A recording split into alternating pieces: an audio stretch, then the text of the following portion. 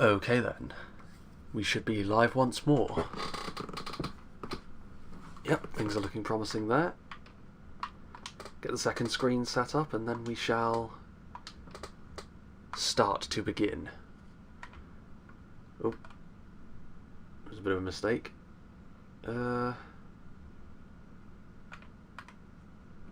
we go. Marvellous. It was never in doubt. Hey there, Jasdeep. I think the second screen is okay. Looks to be. Yes, it is. Okay. Good, good, good. And yeah, we'll give it a couple of minutes again, just a little bit early. But again, it's better to be early than late. And today, of course, we will be carrying on with Erebor. And we've made good progress so far in the Erebor campaign, I must say. Last part had the most exciting moment of the campaign so far with the defence of Mount Gundabad. And I think following on from that, Gundabad won't have any answers for us moving forward. Hey there, Brodur Kenobi. Good to have you around. Right, we'll load into the game right now just so we can see the state of play as we begin. Hey there, Badania. Ah, that's a very apt picture. The Battle of Dale in the War of the Ring.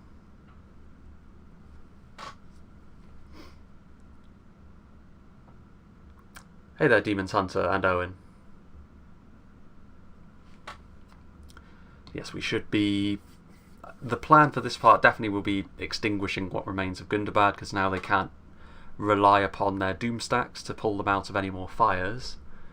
We should be able to deal with, take care of business there without too many issues. There is still a potential problem, which I will have a look at to see the state of play on the map to see if we can cover our bases a little bit better, but for the most part we should be okay. Hey there, Davey.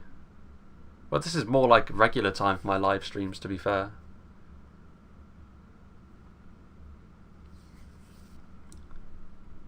On the usual day as well.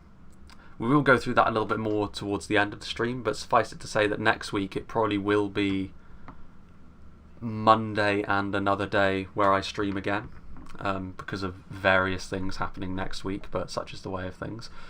Yes, so this was the thing that I was talking about. So they could, I suppose, come out with King Gerzog, their new faction leader, with these, well, I say men, orcs from here. You're from the Philippines? Well, yes, this time of day probably works better for you then. But yeah, this... What have we got here? That's not a huge amount of orcs there. But they could come up here and they could try to attack Mount Gundabad. But having a look at this, we have enough in Mount Gundabad now. While a lot of these units are fairly depleted, just looking at this, we'll be absolutely fine. Bursa-cool is, of course, the first battle that we're going to be engaging in here, but we're going to pass a turn first before we attack, because I do want to have the insurance policy of actually having a ram. They can actually make it as well, so we might want to hunt them down with some troops from Gundabad, actually, but just in case, because some fortresses' gates can be surprisingly tough, and I don't want to end up it being a waste of time if the ballista runs dry its ammo supply too quickly. You're from Birmingham, England. Well, yeah, that means you're on exactly the same time zone as me. Rakiberg's still got that. We've got this gentleman here, who I actually think I will move forwards. These three, what I'm going to do is move them up towards Dane's Halls. Onazanar is perfectly happy as they are, after all. We can go for another unit of Erebor axe throwers as well. And this guy, as soon as we've got this general over here, we're going to move Furore over towards Gundabad, because depending upon the state of play when Gundabad falls, I might end up expanding in multiple directions. Something else that I also want to do as well, something that I forgot to do, is to repair this, and then we will build the pipe wall. Where is it? There it is.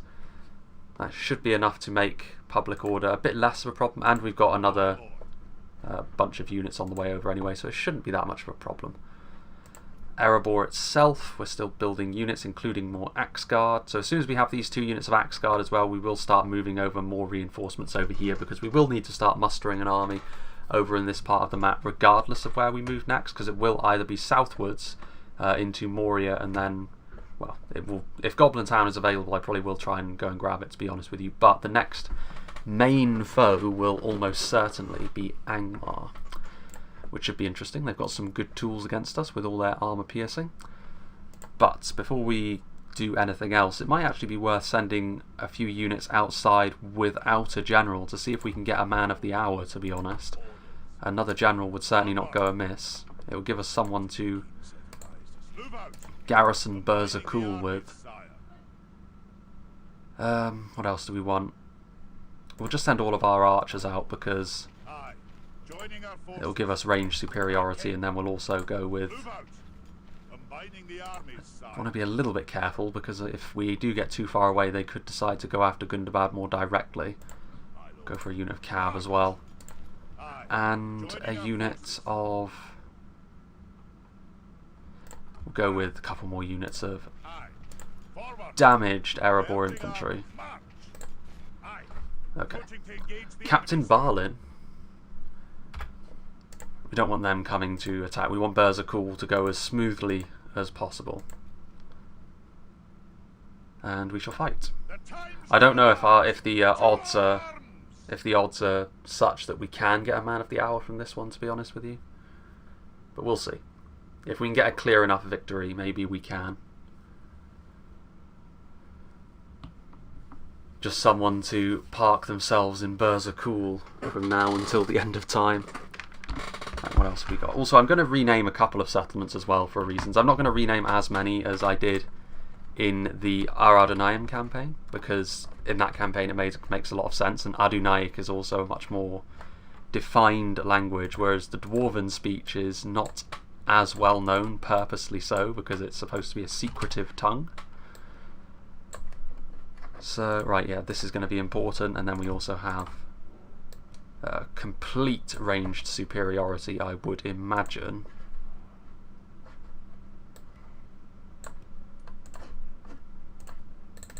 And we'll go up there with them. What have we actually got going on here? So they should, I think, have one unit of archers, shouldn't they? No, that's actually just...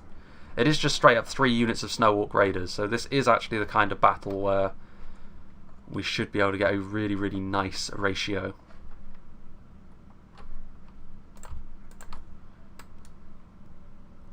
Go there.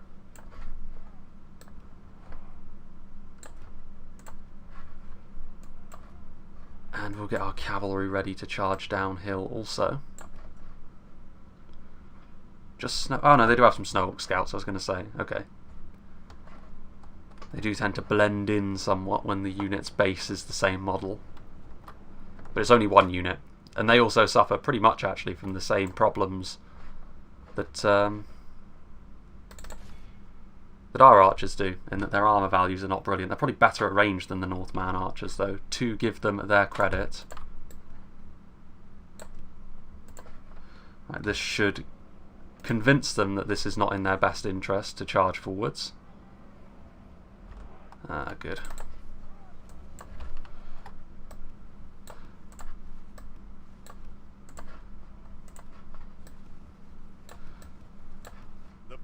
Ah, for crying out loud, come on. Stop tripping over yourselves. Right, you need to come off skirmish mode. You also need to run, actually.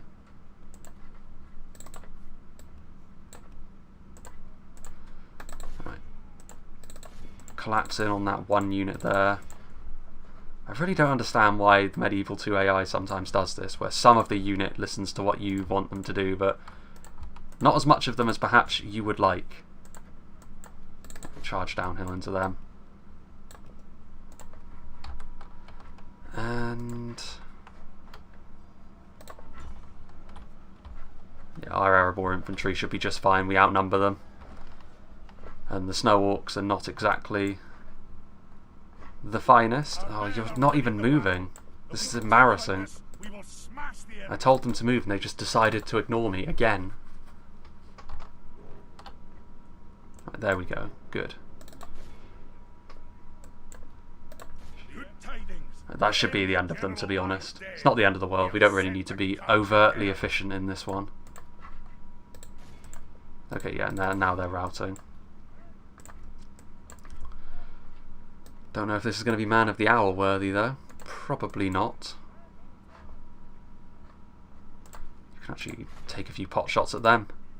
Having this many archers in Mount Gundabad will be really, really good as well. The slow but inevitable trudge forward of Dwarven infantry. Hey there, 2020, gonna be wild. South of France must be a nice place to be.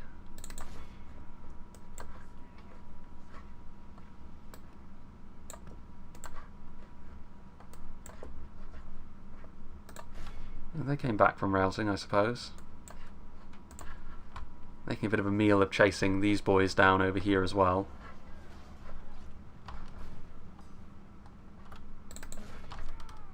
You know what? You just shoot at them. You go this way.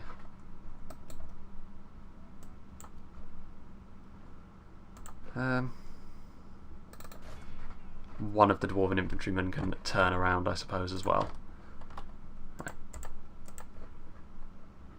This is the problem as well, you just can't catch up to people as the dwarves because you're so slow that even... they're not routing or anything, I just can't catch them. Why are you not chasing them down?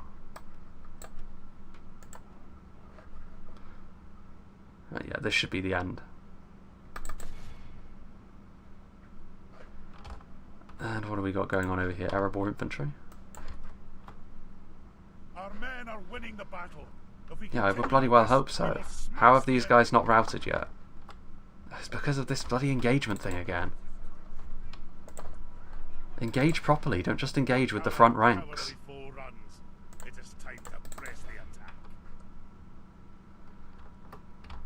And there's these guys as well, okay.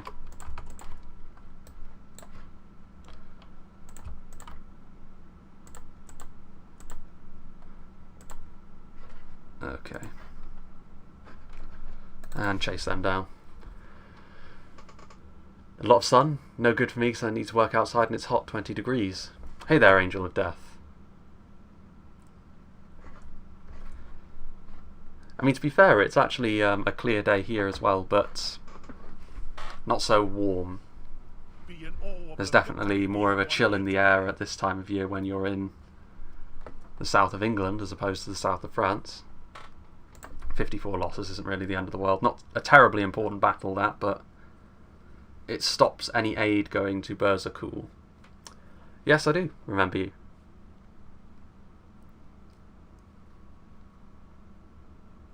The stream chat is of the size where I can remember most of the people that arrive on a regular basis. Hey there, Isaac. Speaking of which.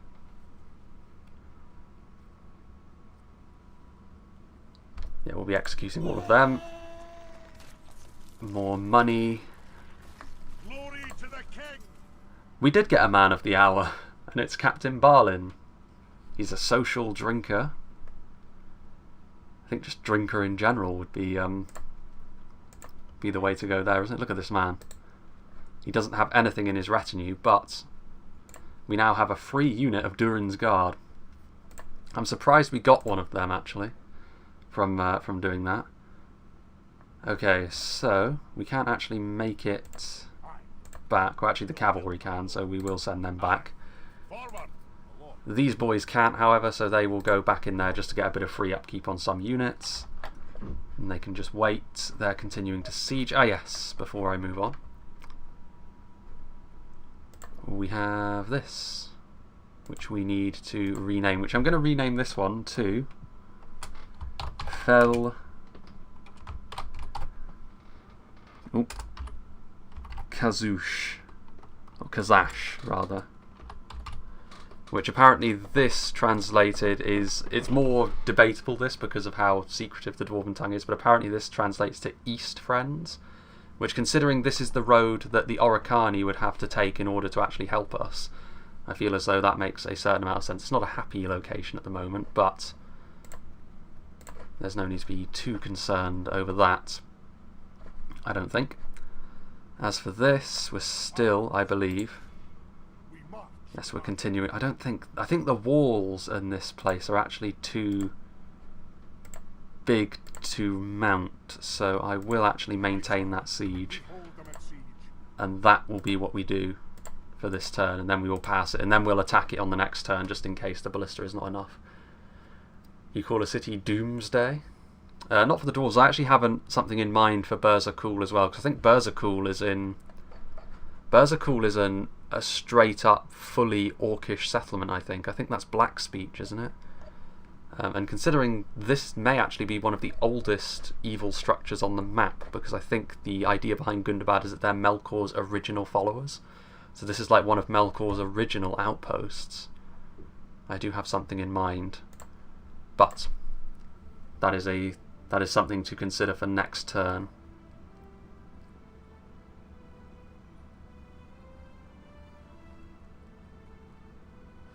But yeah, not going to be renaming as many towns as the dwarves, because there really isn't too much need, because most of the towns we take actually are like ex-dwarven holds that have been repurposed by the foul orcs and such. Dane's Halls and Mount Gundabad being two of them. What about Carrick Cadrin from Warhammer? It's been a little while since... Oh, are they actually sallying out? No, they're not. Okay. I was going to say, that'd be weird. It'd be preferable, but weird. Fel Kazash and Axsmith's Guild, sure, we may as well. Osgiliath is under attack again. No, we're not going to be getting... Yeah, there's rioting in Fel Kazash, but we should be okay there. I'm actually quite surprised that the public order is not such... Well, I mean, next turn it should be.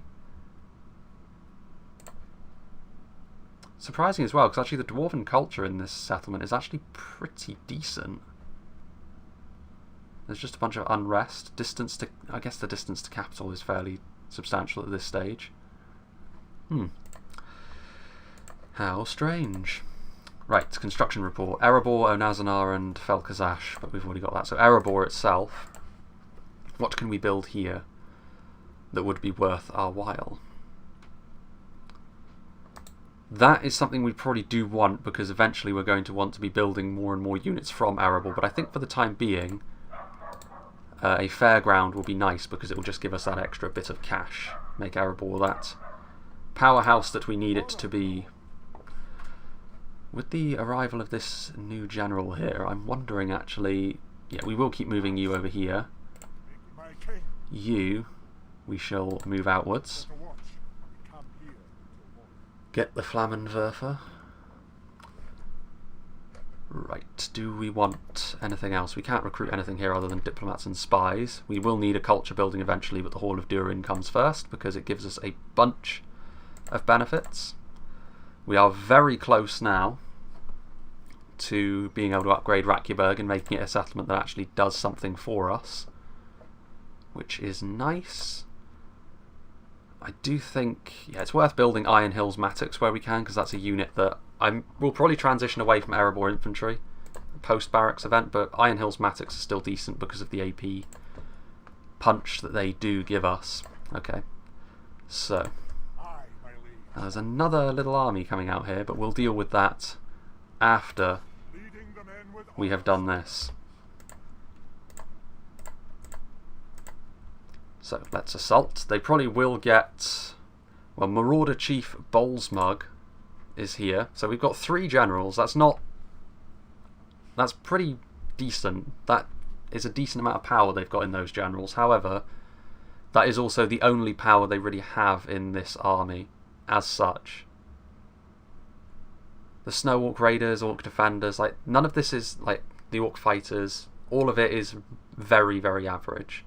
But so is our units, to be fair, by Dwarven standards. And they also have the defensive position. Is there any buildings in your cities that you don't need? I've already gone through that, Liam. We've already dismantled all of the Brawlers' Pits and the Bolgs Hall and so on and so forth.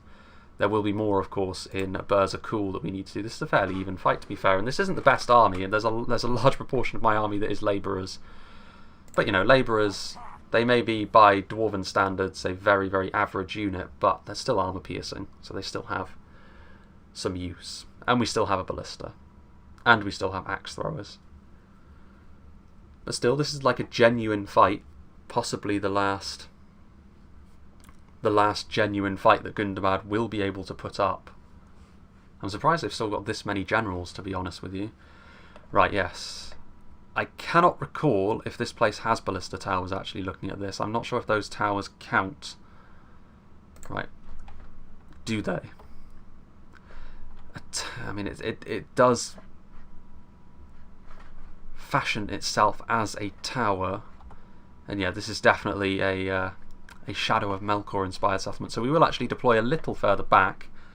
They may actually retreat back to the final layer, in which case we won't need to worry too much about that. And yeah, these walls are too big to actually bother with the siege towers. It is as I suspected. You can get ready to move forward though with that ram. You may as well stay on that one actually. You just drop that one. Right, time to organise the troops. And okay, hold on a second. We do have some armour upgrades actually on our labourers. Not that that makes them a powerhouse of a unit by any means, but Dane is definitely going to be the main event here. I don't think... I mean, to be fair, 3 units of mountain guard is not the sort of thing that Dane wants to be mobbed by either. So that's worth bearing in mind. We have 2 units of archers. The archers that are better as well at taking a beating. So looking at this, actually, I think we will probably be just fine.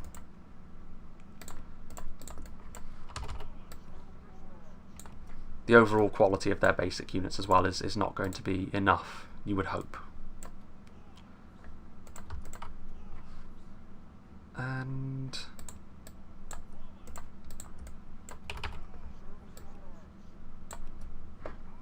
And the rest is just mattocks, I believe, yeah, which are already organised. Marvellous. Right then. What will they do? I'd imagine that, yeah, they're going to immediately pull back. So we're going to let them do that, because that means that... I don't know if these towers... It's listed as a tower, but I don't know whether they are ballista towers. I think they may very well be, because I think I've seen Bursa-cool used before. This is actually a very nice settlement to defend. The AI probably won't defend it as efficiently as they really should be. But, look at this place. What is this? Rather menacing looking. As perhaps you would expect. Here at the edge of the world, next step really, further northward, you're looking into the barren wastes of Forodwaith. This probably is the furthest structure north that there is in the entirety of Middle-earth. Which is pretty neat. Okay, are they away? Not just yet. Those are the Mountain Guard. And those will be the main concern that we have. Right, okay. Let's start moving you forwards. Got to keep one weather eye on the timer for this one. We don't want to be taking too long to accomplish our goals. I'm not entirely certain whether we'll be able to get our ballista into a good firing position either, but that is something that can wait. Are they coming back? They are. How peculiar.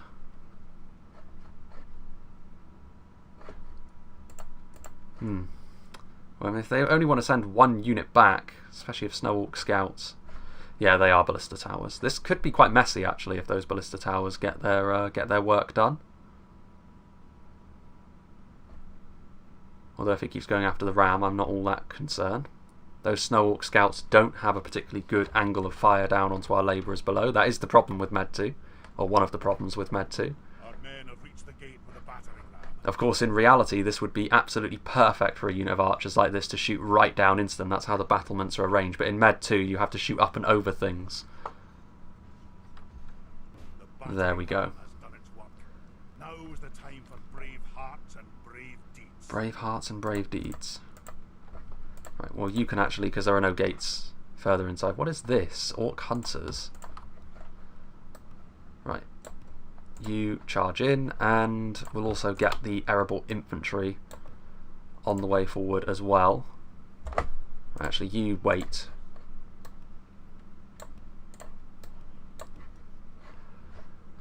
Only dwarven labourers.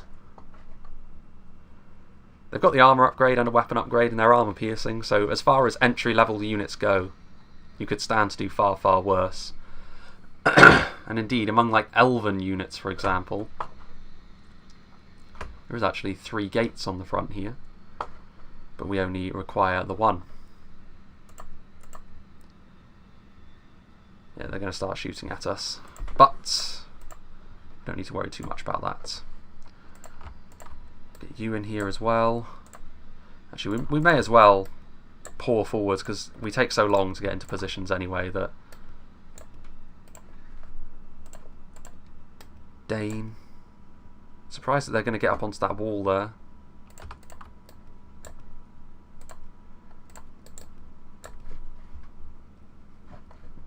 Try to destroy the towers with the ballista. I mean, it's barely even worth my time at this point, to be honest. But I am glad that they are leaving these Snow-Orc scouts behind. What I'm not so glad about, however, is the incredible slowness with which the dwarves move. I do think it's a little bit OTT of them to have... They're already slow because of their size. The fact that they've slapped an additional speed malus onto them is really rather awkward. It makes situations like this with the timer just not terrific, to say the least. Right. You lads get in there. Like, look at this. Like, this is apparently the dwarves running, and it looks like they're moving through treacle.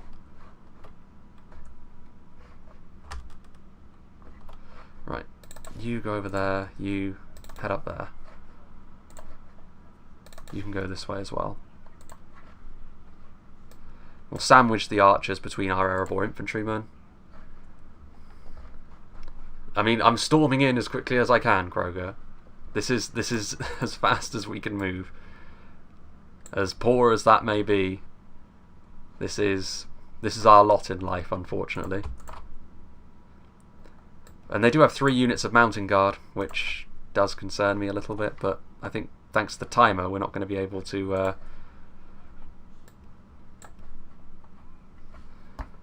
you go up here. And we should be heading up there with 2 units of Erebor infantry. So we should be absolutely fine. Also, our units appear to be getting stretched out something fierce.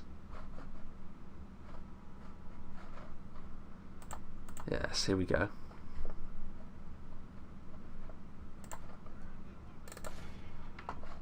And Snow-Orc scouts should not be our equal in melee. I don't think our ballista is going to come into play at all, to be honest with you, because the terrain of this place back here is such that it's going to be extremely awkward. Right. Spears are going to get into place. The battle is very much in our favour. If we remain true and steadfast, victory will be ours. Axe throwers, we will... Ideally, the axe throwers will be our best tool for facing off against the mountain guard. Dane himself is probably going to be too strong individually for the 3 units of mountain guard, but they are going to... I mean, they're caught in melee, so that's the end for them. As much as Gundabad can look after themselves in melee better than the average orcs, like, they're not going to be... against dedicated dwarven infantry, their basic archers are going to be easy to kill, and also the towers appear to have stopped firing quite a while back, so that is also gratifying to see. What have we got here? Orc hunters on the way forwards.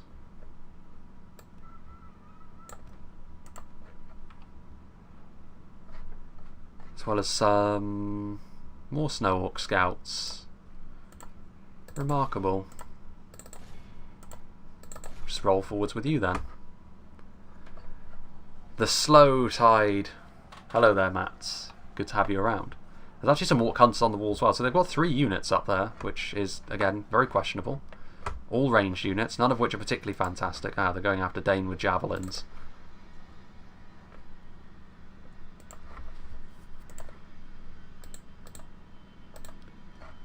Can we actually, again, it seems like Medieval 2's pathfinding shenanigans are exacerbated much more with the slow, plodding nature of the dwarves.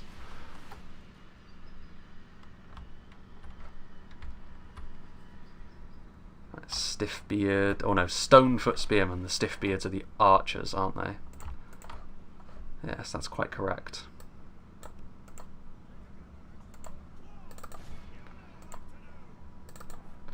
That should be the end of them. We're getting out of range of all of the javelins at this stage. So the Erebor infantry can slowly, but actually, you know what? One of our units of archers can turn around and... actually, no. I've got an even better idea. We'll go after them with the ballista, because the ballista is very unlikely to actually be of any use to us at all.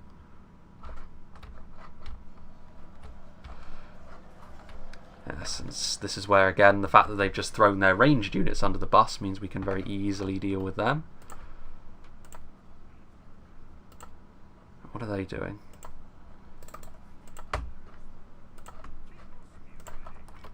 Right, we'll go up here.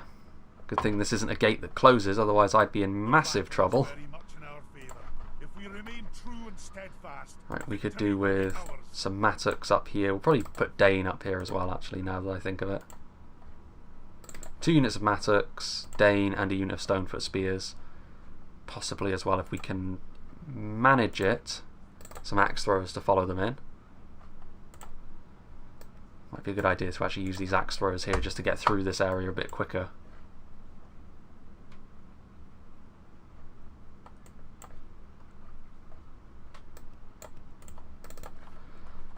Yes, here we go. Not going to do tons of damage this, but it should just hasten the demise of these forces on the walls. I'm actually surprised at the fight they're putting up. If 3 units of Erebor infantry can't hack and slash their way through 2 Snow-Orc scouts and a unit of Orc hunters, which is a unit of trash and 2 very much units of archers first and foremost, that will be extremely disappointing. What have we got here? Snow-Orc spears. Get in there. And it will only go to deepen my distrust of the Erebor infantry actually being a worthwhile addition. They don't really do anything that the Stonefoot Spearmen can't accomplish at the entry level. That should be sufficient. Get in there.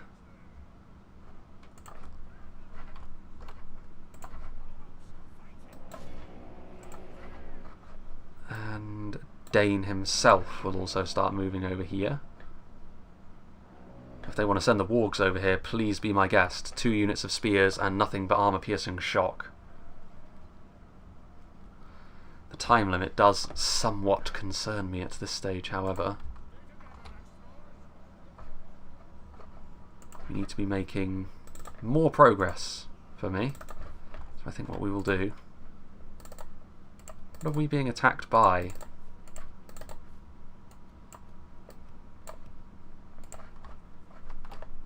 No, whatever. There is no need to worry ultimately, I don't think.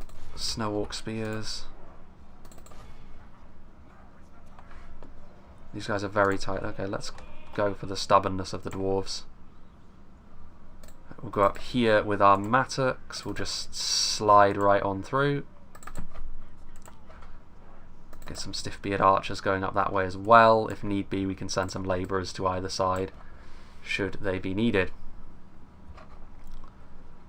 It's amazing they're still firing their missiles, to be honest. Anyway. It's a nice looking... Well, it's a neat fortress, this. It's a menacing looking fortress. Don't know if you could... Yeah, it's not exactly comfy, is it? Yeah, there we go. Still a lot of them up here, but we've got enough dwarves that we should be fine. The towers on the upper level can shoot as well. Ah, yes, these. Well, no, they're classed as buildings, look. So surely that isn't... I don't think that would be correct. I mean, they probably can, but... These warg marauders. Are they the javelin warg? No, they aren't. I mean, if they get involved in sustained melee with the mattocks, that's going to be the end of days for them. And that should be an easy task. My main problem here is I'm not sure if we should be okay. We should be okay, but the Mountain Guard are not going to go down without a fight. Snow-Orc spears will slowly but surely get dominated as soon as we force our way in from this side. A few seconds I thought your ballista was firing at your own troops.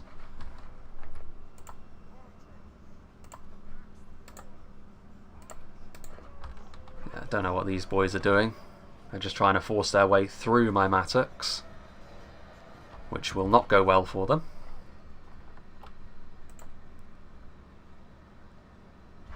Right. Let's get a unit of Dwarven Labourers up here as well, just to get more bodies on the front. Dane himself is in melee. He should be fine against Snow-Orc spears though. Whereabouts is he? Yeah, there he is. Look, that's not really where I want him to be, if we're being honest. Like, right in the business. I want you inside taking point here.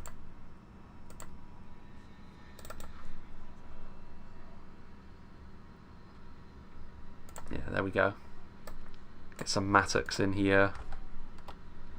And you, actually, as well, can move up here.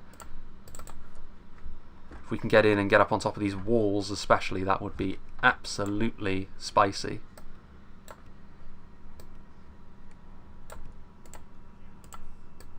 Dane forwards. He's the regal looking one that was poking through the gate. There he is, look. Billy Connolly himself leading the charge. Right, that is not what we wanted to see. A unit of Mountain Guard on the way forth. Right, slowly but surely those walks are going down.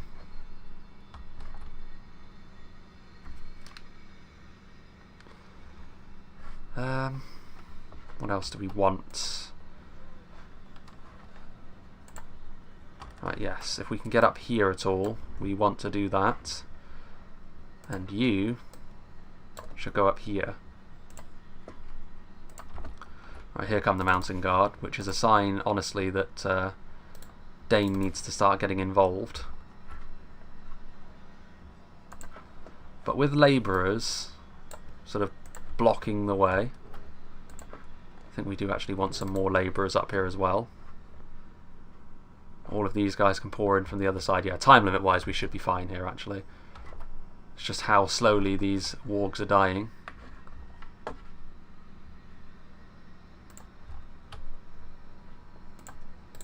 Mountain Guard, victory seems like a distinct possibility. What are you doing? Come on, the time is now. I need you to get up onto this wall. There will be no excuses tolerated.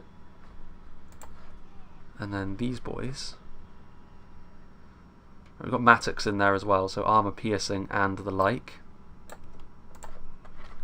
How much did I miss? Not that much.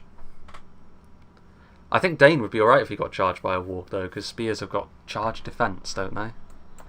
Something along those lines. Right, okay. Mountain Guard, fire axes in them. Arrows probably won't do that amazingly against Mountain Guard. We probably want to go for volume of kills more so than anything else with the archers. There we go. That's what we want to see. And another unit of labourers. Most of it has been this one fight. We've been slowly working our way through. Ah, good. Right, we're also through over here, and we shall do precisely the same thing.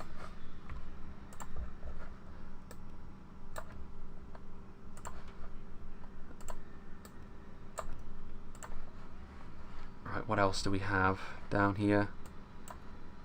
This bunch can move forwards. And then this unit can also go up this side as well. Right, what shall we fire at? Orc defenders? Raiders? The raiders, yeah, because we won't do much damage to Mountain Guard with a unit that only has 3 missile damage. This unit of mountain guard has been heavily depleted. Marvellous. Orc defenders. Come on, boys. Much more of a problem with custom settlements, isn't it? Meanwhile, slowly but surely, we have gotten what we wanted to over here. That is a very dense pile of crispy orcs. We're out of ammunition with them. I mean, we'll move them over just in case we do need to pick up the pace a little bit and get everyone into melee, but obviously we don't want to be doing that if we can help it. Where be the archers over here? Yeah, they're heading up there already. Good. Orc fighters. Bouncer forces evenly matched. Okay, they're out of ammunition, so we'll get them down and get ready to push them into melee as well. Sons of the Fallen haven't really taken much in the way of melee losses just yet. With archer support we should be okay. Those Snow-Orc raiders are going to get absolutely dusted. Wouldn't be surprised if the dwarf take 15 minutes to kill an archer unit. Yeah, I mean, to be fair, I mean, as Erebor, as the game wears on, we won't be wanting for ways of dealing damage. Of the dwarven factions, Erebor seems to be the one most blessed with shock infantry. At least the most readily available shock infantry. So that isn't something we should have to put up with for too much longer. Right, okay, we've got a bit of a problem here. We need to be rolling in a little bit more quickly than this.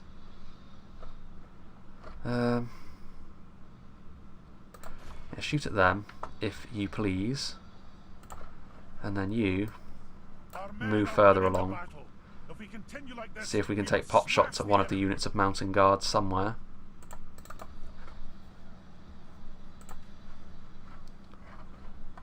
Okay. So all should be well. This unit of labourers can go that way. Can you not hit anything? Go after the orc defenders then.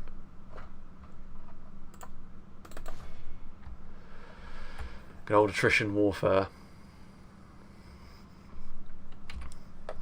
I don't really need a clearer view of the front line, to be honest, Kobe. I know how you do it. It's these over here, but I don't really need a clearer view.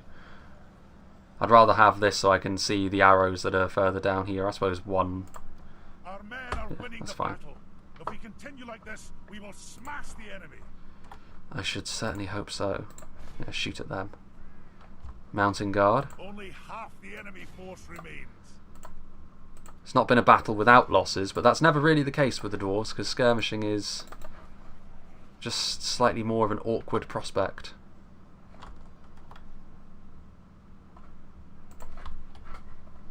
Right, they are fighting. Ooh, mountain guard.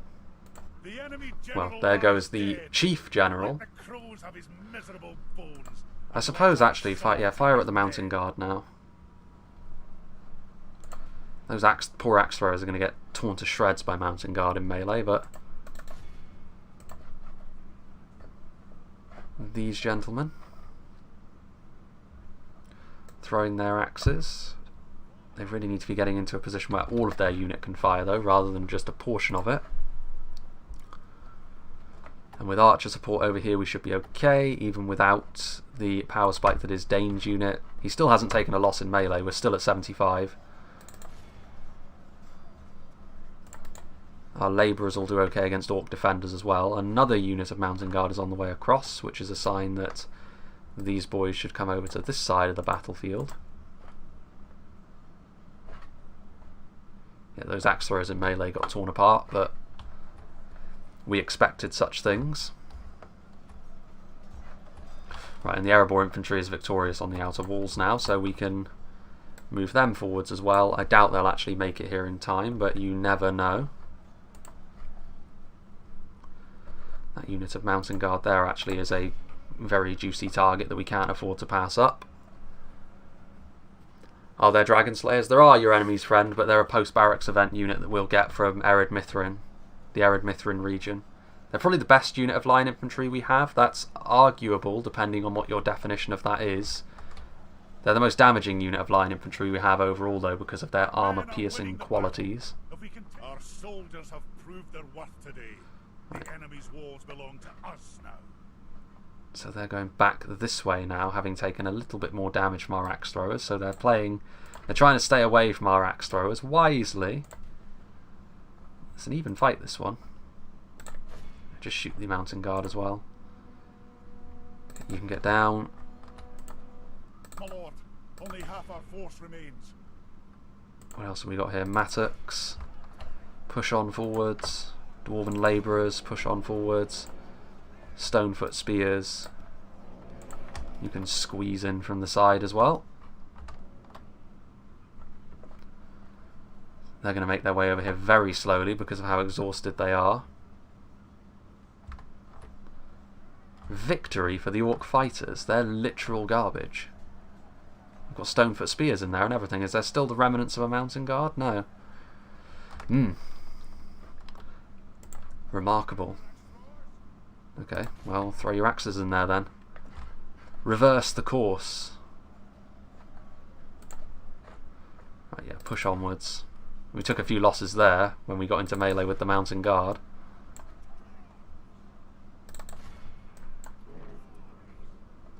We'll have to try and surround them so they can't. If you can take Khazad-dûm, yes, Kobe, that's one of the units I was sort of alluding to. The Khazad-dûm Guardians are a unit that you can train if you take Khazad-dûm. In all likelihood, though, I don't think we will, because I think if Moria haven't started to gain the upper hand by now, I kind of doubt that they will.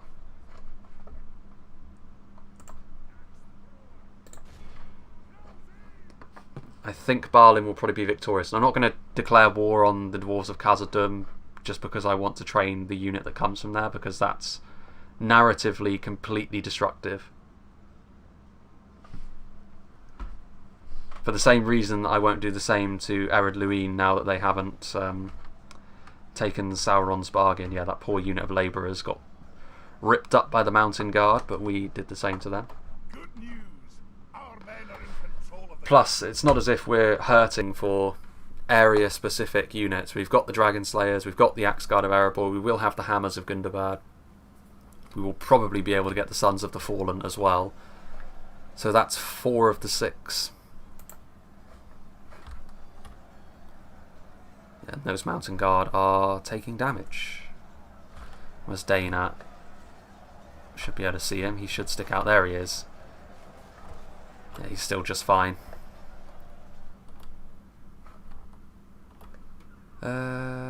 You.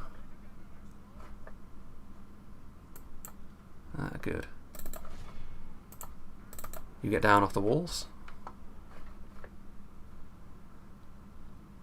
And you can actually do so as well.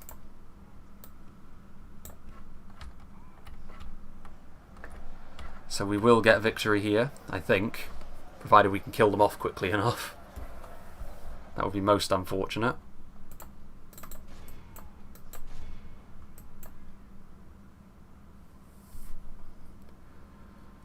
They don't have enough to actually take us off the town centre with that, apparently. That may change as they kill Stiff-Beard archers off.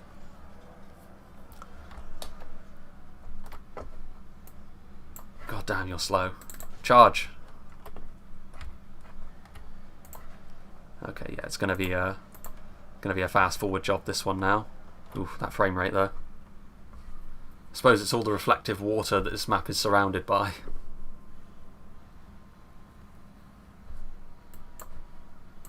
But yes, we have another general has fallen, which has to be one of theirs because...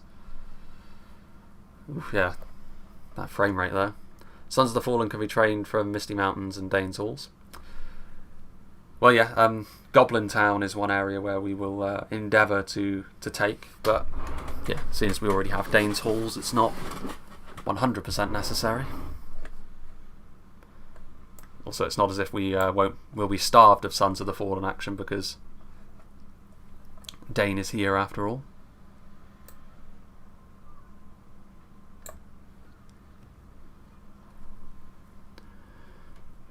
Victory, but at what cost? Poor labourer unit. The labourers probably, well, yeah, it was mainly the Mattocks actually that took a bit of a mauling, more so than the labourers.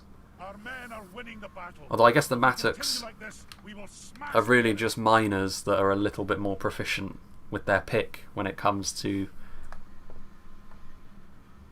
attacking people rather than rock. Pass my exam? Well done, Llama Boy. Very well done indeed. Yes, Bursa-cool will be ours. And we now have a general that we can send over here to just sort of sit. The Poundland version of Barlin. And he will preside over this foul place. Be in awe of the victory There we we go. have won here today. All three of their generals also perish. Took a fair few losses, but I expected that. This wasn't the most high quality army. Dane, not that many kills actually. He just sort of stayed alive on the front, but that's kind of what spears are meant to do. Yeah, nothing overly too special. Archers did well. Very well. This also will give Dane the Conqueror of Bursa-cool title, I think.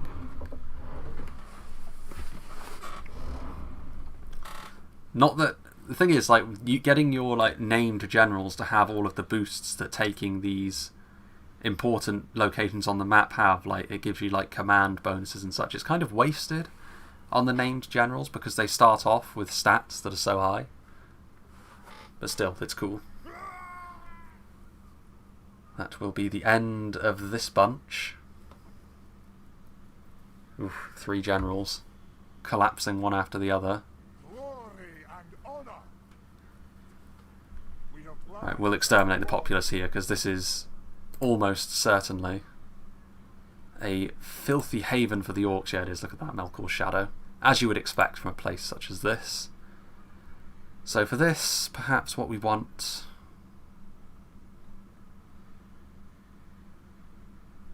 we'll go for a brewery here. It'll be a slow process to actually get Bursa-cool to work for us, but also this would be quite nice as... What is Bursa-cool? Actually, it's a fortress, so yeah, this could be another recruitment hub, to be honest, but I don't think we get any of our unique bits and pieces from it. Actually, you know what? We could have Furore be the Bursa-cool steward. What is this? Come on now, please. Be reasonable. Yeah, 0 losses. Not even going to dignify that with fighting it. Right. These can all go back into Gundabad to defend it. And you can go back into that fort on a temporary basis. Right, in this place, I was going to rename this one as well because it's an old Melkor fort that is in Black speech. This isn't going to be a common practice by any means, but where are we? Yes. Faluk, Ozadul, Ozadul, which again, it's not entirely known what the Dwarven speech is, but that is apparently the Hammer of the Wicked, which I think is quite apt. And I don't think there's anything else we can really do. Resistance is futile, relations worsened with Angmar, so yeah, they're probably going to attack us pretty soon, but no matter. Erebor infantry, Nazanar. What are we doing retraining things? Ah yes, military build policy, that's why. Growth. I'm not actually building anything here, which is strange. Heavy armourer would not be bad. Northern Miners Union there. That's a little bit of extra cash as well, isn't it? Yeah, we'll go for heavy armourer because it's unlikely that we're going to need to have the recruitment capacity to recruit tons and tons of units all at once, because we can share the load without too many problems. Drarin is over here. These 2 units of Iron Hills Mattocks will probably continue onwards toward Gundabad. Other than that, I think we are pretty much there. One thing that I should remember to do is move my spy. Destroy war camp. Yes, that's a good point. We shall do that momentarily. Right, let's go and see what Rohan are doing, because Isengard are perhaps a more immediate threat than Mordor could be. Mordor's victory, now that Khand have very quickly taken their side as well, is going to be quite swift. So, yes, this place. Where were we? Leatherworker, hunting hut, warg breeder, that's the one. And there should be a fighter's pit in here as well, shouldn't there? Brawler's Hall, that's it. We don't need that. Everything else is somewhat useful to us. Okay. And let's see how this goes now. Oh yes, do we have anything that we can do over here? No, we'd already moved that. Okay. Marvellous. Diplomat on the way back to Erebor.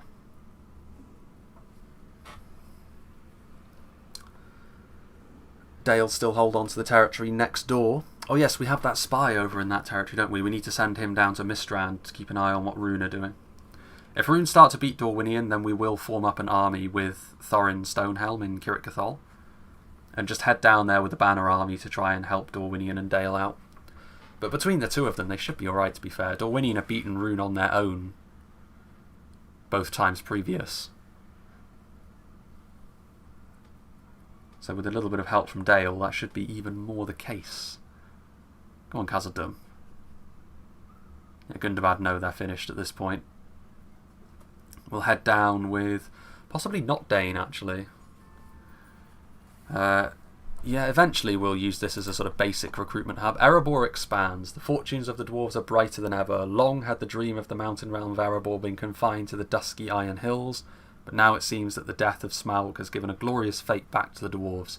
With Dane's leadership, they have been reborn as a strong nation, deep-rooted in the mountain of Erebor. Their forces are challenging all foes with the very might that would have faithlessly deemed restored. Marvellous. So we've got our prospering message, which took a little bit longer than I thought, actually, considering the calibre of the settlements we actually have at this point. Right, can we upgrade this place? Not quite. We're nearly there. Danes Halls, Witherboard, and Fel Kazash. This place, more of a economy-based province, this one. So perhaps in that vein, we should be looking towards something like a steelmonger's. Danes Halls, which is going to be one of the central provinces to us. No, we're not going for that. Growth. And what do we want here? What do we want? An Orikani clan hall probably wouldn't be the worst thing in the world. We've already got the barracks. An armourer would be quite nice. A mining complex would also be rather glorious. 7 turns, that'll take us up to around the barracks event. Yeah, let's go for that. I mean, it's so good for that as dwarves, right? You get in there. It's a lot of cash. Okay. Dane is going to leave. 18 gold per turn from that place. Okay, so you are now in charge here, Balin. And you can actually keep all of the labourers with you. The men that are a little bit more battle-hardened can follow Dane. Oh, and the ballista can follow Dane, definitely.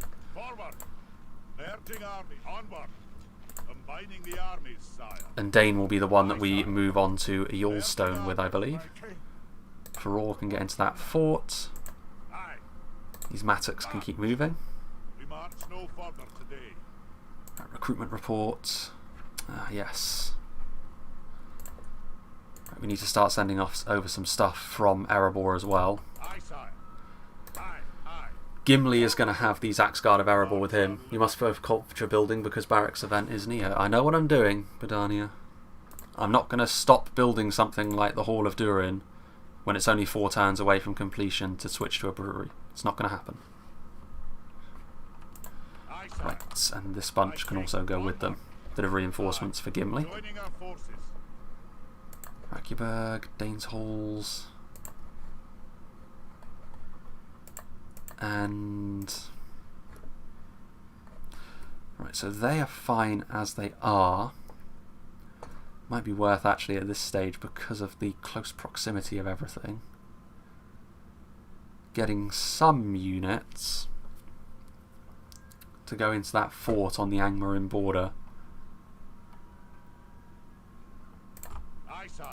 These units of infantry gives us a bit of extra free upkeep and gives us a bit of an early warning. It means they can't just wander into our territory with nothing. Oh wait, yeah, spies, before I forget. This man. Right, so Mistrand is this one, isn't it? So we will start heading this way. Right, so Skarn is in Dale's hands and they are doing just fine with it. Got some, you know, Ravanian Gudrouts, Dalian Billman. Okay, it's not an amazing army, but it's at least not like something that Rhun can roll over with ease. Right, yes, that's it. These Mattocks need to start moving forwards also. Diplomatic information. Mordor is now at war with Rohan, and Ered Luin are allies with the High Elves. I'm surprised that wasn't the case already, to be honest with you, but Mordor being at war with Rohan is a sign that they are gaining a border with them, which is something to keep a weather eye on. Right, Yule-stone is... I mean, they have a general in there. Singular. The rest of their forces are not amazing. We'll probably start sieging the settlement next turn. New family member. Hindler. And we have financial. That's something that I intend to take myself at some stage. We are the dwarves after all. Making money is something we can do in spades. Okay. That should be good for now. Let us see what... Oh yes, wait. Almost forgot. What is going on over here? Okay. Rohan are not necessarily winning, but they aren't losing. They are fighting evenly with Isengard, which is good, but it will also not last, because as soon as Mordor arrives on the scene, that fight will go heavily against them. Orc Avenger General? Yes, it is, Kobe. It's the guy they start off with. It is... can't remember his name. He's got... Gerzog, that's the one. But yes, that's the Orc Avenger. You can tell because he's got a significantly higher unit stack, and we've already killed their general that was the Black Shield Archer one. And we also saw him out in the field before, so we know that's the guy. Something else we also need to keep an eye, well, bear in mind is if we declare war on Moria to take Goblin Town and then go after Angmar, it's the sort of thing which might draw invasion armies to Erebor, but I'm not that worried about that because we can raise an army that's sufficient to defend Erebor without too many issues, I think. But it will be something to bear in mind. It might actually be to everyone on the map's benefit if I did do that, to be honest, because it would siphon off some of the power that Isengard and Mordor have. Which might be enough to get Rohan to win. It won't be enough for Gondor to turn the tide, I don't think, against Mordor, but it'll at least allow them to survive longer. Hello, Armin.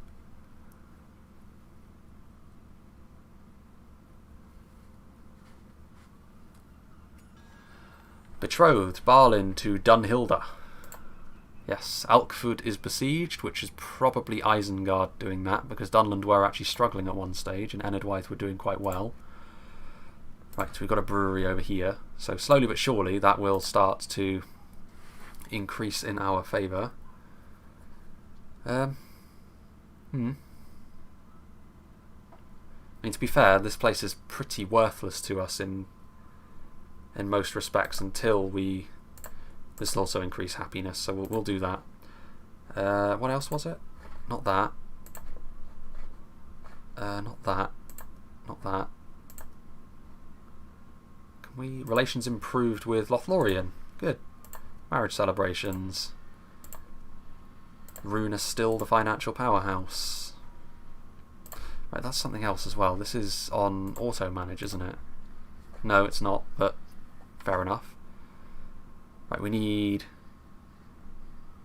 a stoneworkers hall so we can start building stuff more cheaply. Is it Erebor? No, there was somewhere else where we could build stuff, I'm sure of it. Right, well you can start heading that way. Heading that way. I'm actually tempted to have you in this army, to be honest with you. Sure, why not? It cannot hurt. We'll just maintain this siege for the moment. This is also a good opportunity for us to actually probably go this way. Okay, so this place is undefended. I mean, this is the thing. Like, if we can lightning strike Angmar, we can carve the heart of their realm out pretty quickly, because their three most important settlements are all here. Litash, Mount Graham, and then Khan Doom, of course. Which I think you can technically move around the top over here, but it takes a long time because there's no roads in place and it's wilderness. The only issue is, like, Litash is easy enough to take because it's right on the other side of our border and it effectively guards the mountain pass between the peaks of Angmar and this area in the north. After that, though, Mount Graham and Khan Doom exist down two separate forks in the road, so we might need, at the very least, a small army to maybe rush down Mount Graham, but we will need something more substantial if we intend to go after Khan Doom. And that will be Gimli's long-term goal, because he will be the one that we pushed westward with. Dane will be staying on the eastern side of the Misty Mountains for the most part, in case we need to start heading southward to face the foes over here. Anything else on the way? There's still those two. Still that guy. That's the force which is going to go over with Gimli. Could go for another unit of Durin's Guard. Not the worst idea, actually. I mean, we may as well at this point, even if it's just for... Sure, why not? Another general never hurts. If you click on the looking glass in the report, it shows you where the settlement construction were finished. Oh, so close. So close to actually making this town something of worth and note. Other than that, we will just continue to siege them down, I think. Right then. I keep feeling as though I'm forgetting something. Ah, yes, it's the spies. I will not waste words on you. Interesting. I will not waste words on you. I mean, it's not a brilliant army, that. The Khandish Hunters and the Arulad Dragon Riders are decent. They've got the Dragon Guard, but it's not an amazing army. I think with the settlement, Dale should be okay. We'll see. Anyway, keep heading southwards. There's another army there, though. Okay. So it might be worth our while as soon as this general is complete. He's going to go this way, build watchtowers all along, sit in Kirit Cathol, and then maybe we have Lord Thorin sit in Fel Kazash to guard the border. Maybe Rhun are thinking of doing something in this campaign, which would be nice. They've been rather disappointing in their performances in the previous two campaigns, and we never ran into them. Best thing about Erebor is you are unlikely to be surrounded. Well, kind of. I mean, we have a very long and thin realm, and if Rhun are resurgent, then we will be fighting against Angmar and Rhun. We won't be able to focus entirely like we were against Gundabad, but post-Barracks event that isn't as much of a concern.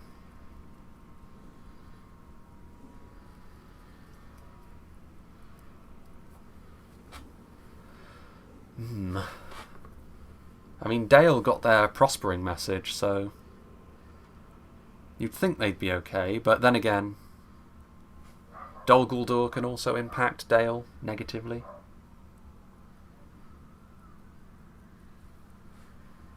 But I mean, we saw Dol Guldur had taken some of the that shouldn't last too long. Yes, Dol Guldur had taken a Drychan, one of the territories Lorien start out with, which is slightly surprising. As the game wears on, though, factions like that the quality should start to tell more and more. Right then, end of turn reports. Gondor is now the overall leader, which they've taken over from Mordor, so that's impressive. Retraining complete. Relations improved with Rohan. Marvellous. Right, well, we need to go around this way, really. They're not going to simply let us through Mount Graham. You this way. Keep moving that way. Continue to build some rams. You head that way.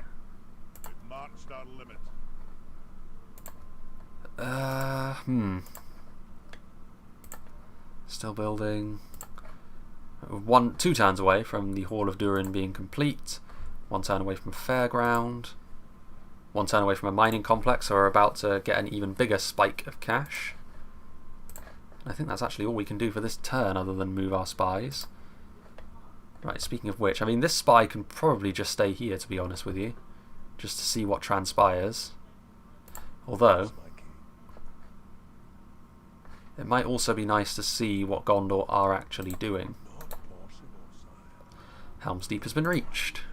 Erebor has been reached. Dunharrow has been reached. Marvellous. Right, and then possibly the even more important thing to behold. Rhubarb.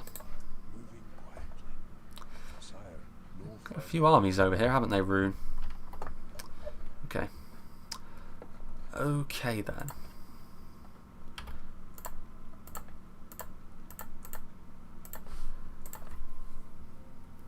Yule-stone as well should be a nice little territory for us to get. Again, just for an economy boost. Didn't know a dwarf could be a spy. Yeah, you'd think that a dwarf wouldn't really blend in the east, although maybe that's wrong. Maybe the Easterlings must have encountered with and had dealings with the Oricani. So perhaps it's not quite as far-fetched as you would think. Dol Guldur will probably be in the next patch of Reforged. Yeah.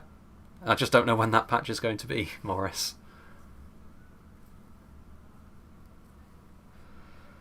What are Moria doing? Still locked in eternal struggle with our brethren in Khazad-dûm.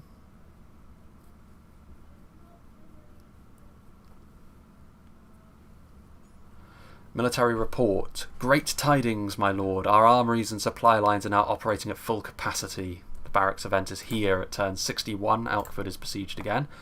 Orthanc flourishes. Turning his back on the Valar and pursuing a course of total domination was bound to attract enemies in the world over. But the power of Saruman has been underestimated, and now his hordes of heavily clad warriors spread out far across the lands. There are few who can now match the power of the Black Tower, and even the Dark Lord of Mordor begins to recheck his defences. Now that's interesting because they haven't pushed across the Eisen, so that means that it is indeed them that is savaging Enidwaith. If Khazad-dûm falls to the goblins, will you liberate it? Indeed, your enemy's friend. Most certainly. I'm not entirely sure that's going to be the case, but we shall see. Runes seem to be doing okay for themselves. Ah yes, construction report. Erebor, Kirit Cathol, Witherboard and Felkazash, which is this place. Which, to be honest, at this stage, I'm thinking an armory might not be the worst thing in the world, because a garrison would be quite nice. Kirit Cathol. We're making absolutely tons of cash. Right, speaking of which, we should be... This is more of a...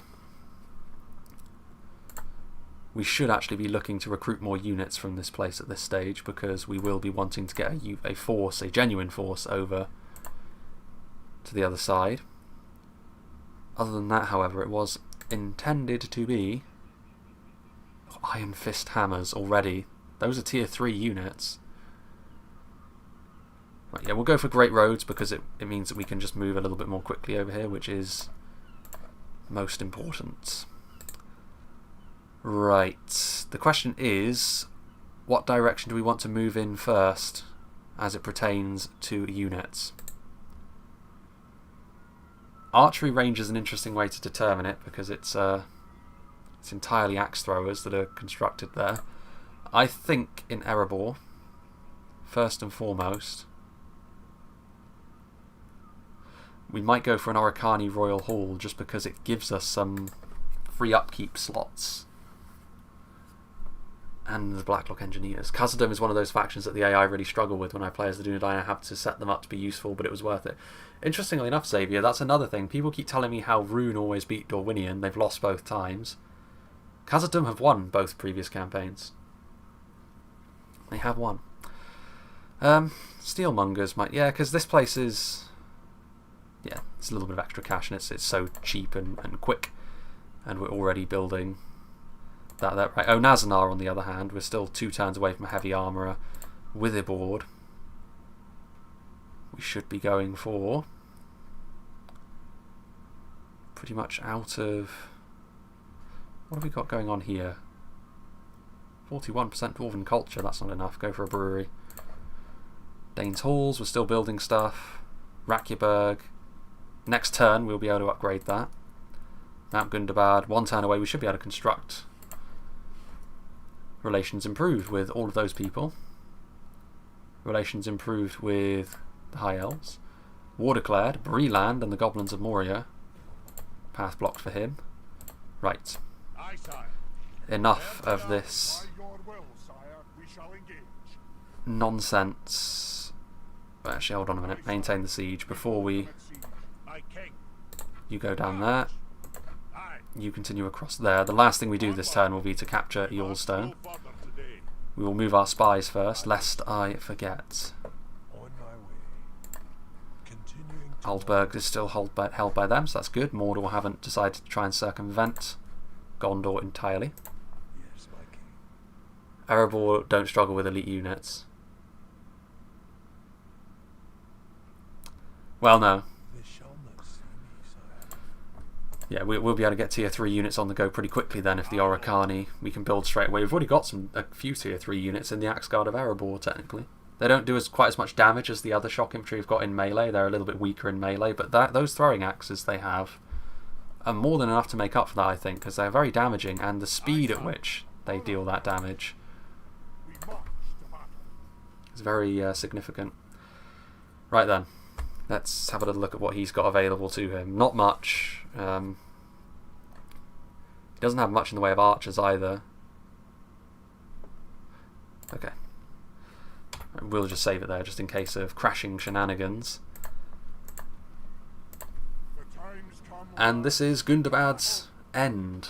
The end of Gundabad is here.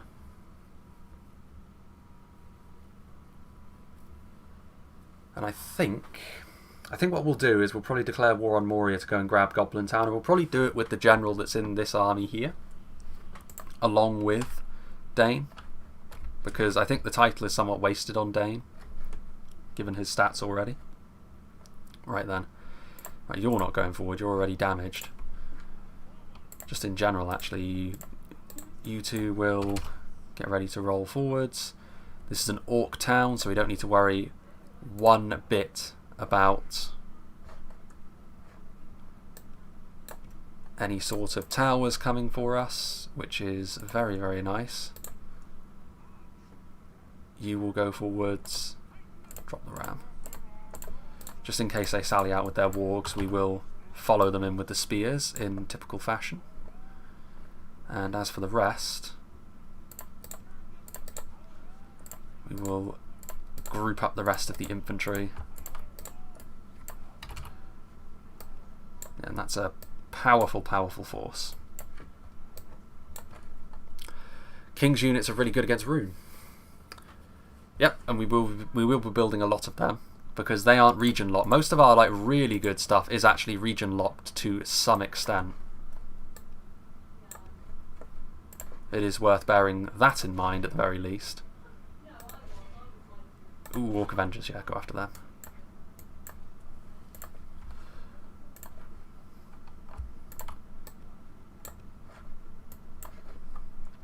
I think the only tier 3 unit we have that isn't region locked at all and can be potentially built everywhere are the Iron Guard. Everything else, the Dragon Slayers require the Arid Mithrin region. The Oricani units require a mountainous region just in general to build their clan halls. Sons of the Fallen, of course, have got specific places. Danes Halls and Goblin Town, possibly more, I'm not sure. Axe Guard of Erebor, of course, Erebor itself only. Hammers of Gundabad, Gundabad itself only.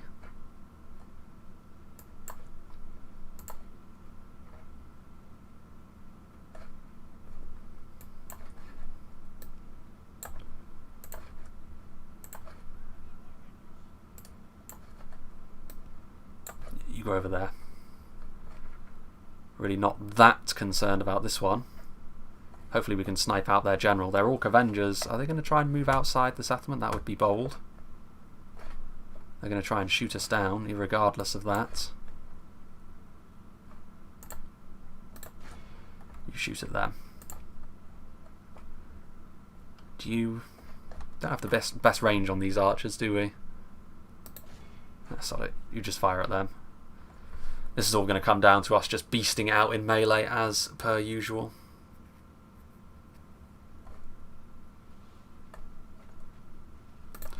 Sure, go after the wargs as well.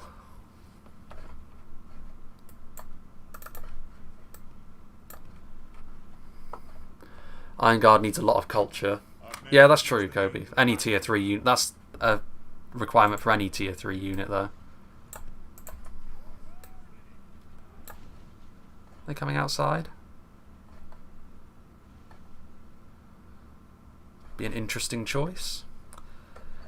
The Stiff-Beard Archers having that Oricani chainmail makes them much better to use in this sort of situation than the Northman Archers. They try their best, bless them, but those Orc Avengers are really the only thing I'm that worried about in melee. There we go. Ah, they're coming outside. Well, I'm all too happy to receive you out here. Who else do we want forward? Maybe you and Dane. What? Where'd you come from? The absolute cheek of it.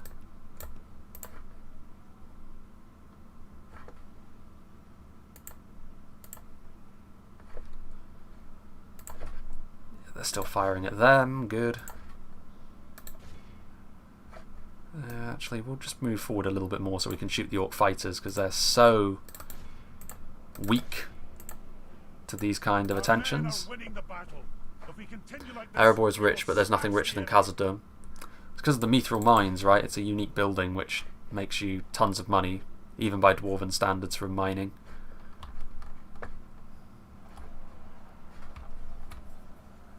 Mattock's getting in there.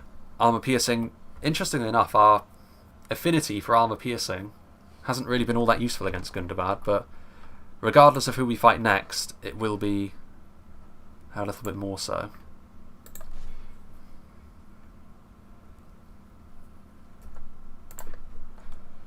Right, we're continuing to just pepper down those Orc Avengers. I would really like it if we managed to snag their general, which is this guy over here. Looks pretty cool, actually. I like the fact that he's got repurposed Dwarven armor and a hammer.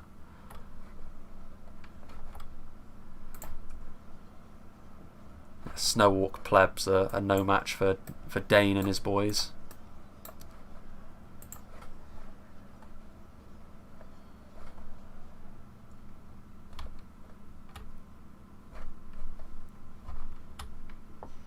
Good. Good, good, good. Oof, narrow miss.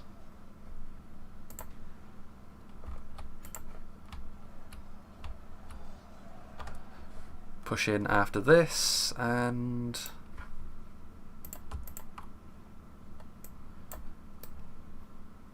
get you in place there.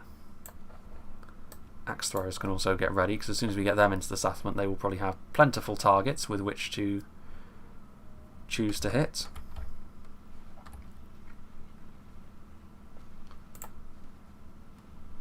Go after them, actually.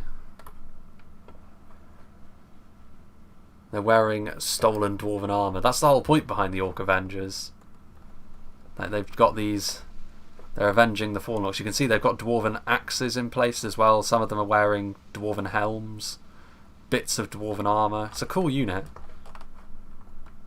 It's also the most dangerous one, actually, to us in terms of the abilities in melee that they have outside of the Bolgs champions. Possibly the Mountain Guard themselves as well, although I'd probably put the Orc Avengers above the Mountain Guard because of the amount of them. Not anymore, though, after the Ballista has had their wicked way with it. AP against post-Barracks Rhun is super useful. Yep.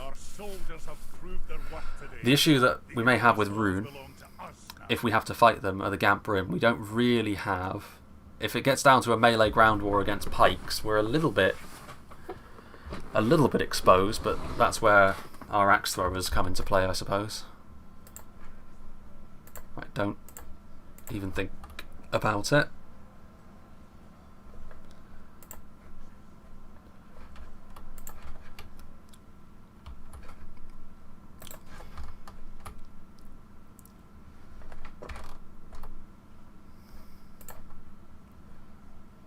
what have we got here then?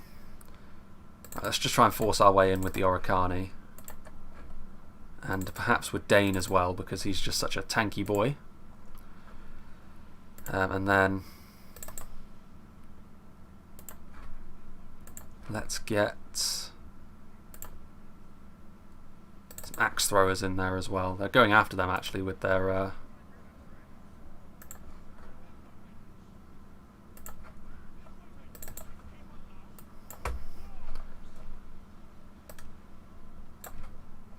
where do those wargs go? Oh, they're over there. There's no need to be concerned. Orc fighters. Trash of the highest order.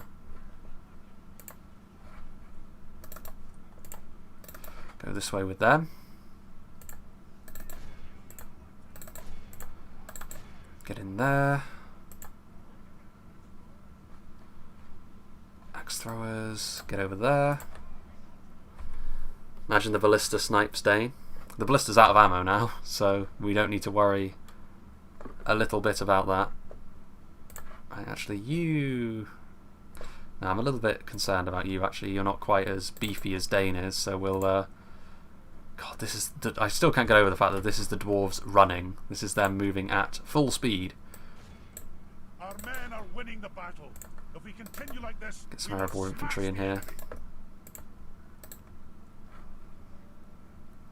Taking a lot of damage from those orc hunters as well, which is a little bit disappointing. Been watching you since 2016, not 17. Wow, that was right at the start then.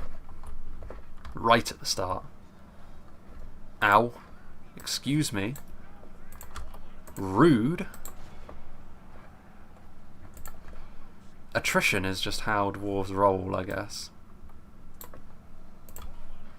Our shock infantry doesn't have that higher charge values either. I'm pretty sure the Mattocks... 6 is not bad. I know that some of our higher end stuff has only got a charge bonus of 3, but they're so tanky in melee that it doesn't really matter. Yeah, you go around there actually.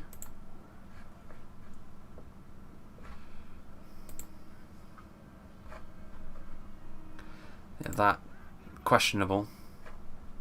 Questionable from the wargs. Get you in here as well.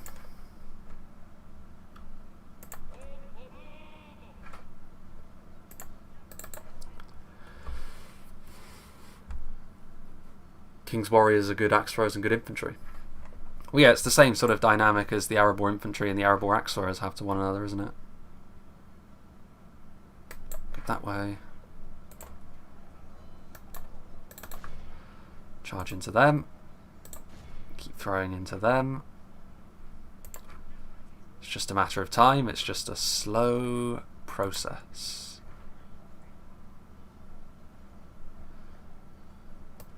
Get you on the front line as well now. You can join up with your king.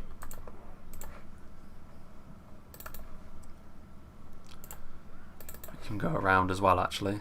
Orc Avengers are not the best target for you, but it is of no concern. They are too damaged at this point to put up too much of a fight. The enemy are badly blooded. They have lost half their men.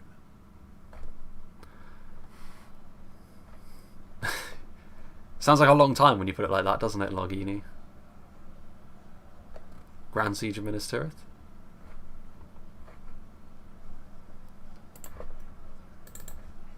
To be fair, audience retention is something that a lot of people on YouTube tend to struggle with.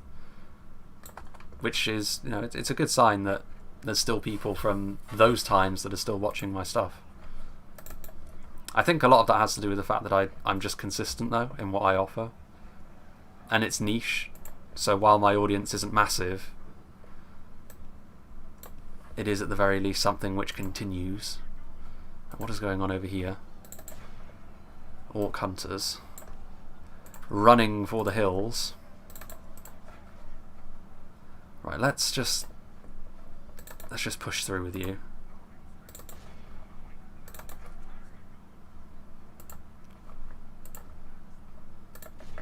Throw at them. When will Izzy finish his Arad and Iron campaign? That's going to be a long one, isn't it? Because he's going like the whole hog. I stopped my Ar-Adonai campaign when I realised that, you know, to do more, basically, it would just be a long grind to reclaim places like Tharbad and Anuminas, but he's going for it. He also started off in a different spot to the one I did. No pikes? Not from Gundabad, no. If you mean from Erebor, Erebor don't have a unit of pikes. We've got a unit of halberds, but they're bugged and rubbish, so we won't be using phalanx units at all as Erebor. We're a melee-focused faction without a spear wall unit, which is a bit of a rarity.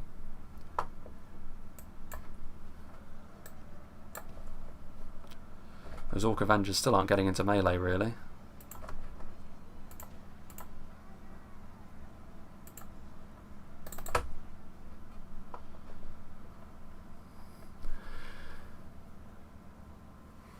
Be cool if Erebor could train the Dalian longbows. Well, I mean, the problem with doing that, Xavier, is you're running into... You're basically... The main weakness of Erebor is supposed to be the fact that they don't really have that long-range archer option as such.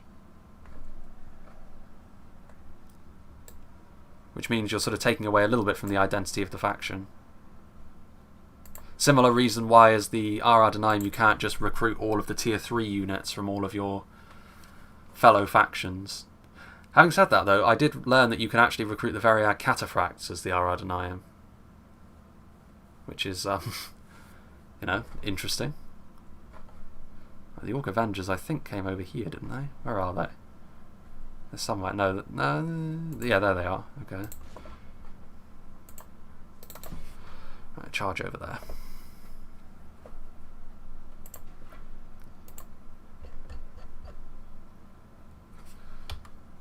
Yeah, this should be good. Bit of extra damage, and then we'll charge into melee and finish them off. What settlement is this? Okay, Midstream. This is Yule-stone, the final Gundabad town that they have. Right, yeah, you need to go up and around. We will be killing them to the last.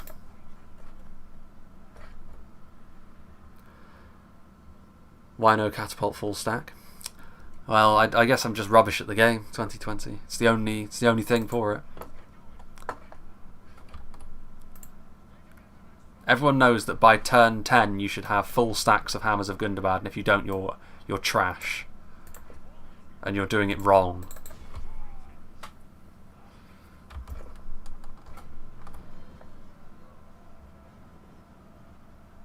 The fact that the dwarves are so slow impacts their ability to charge anyway, I think.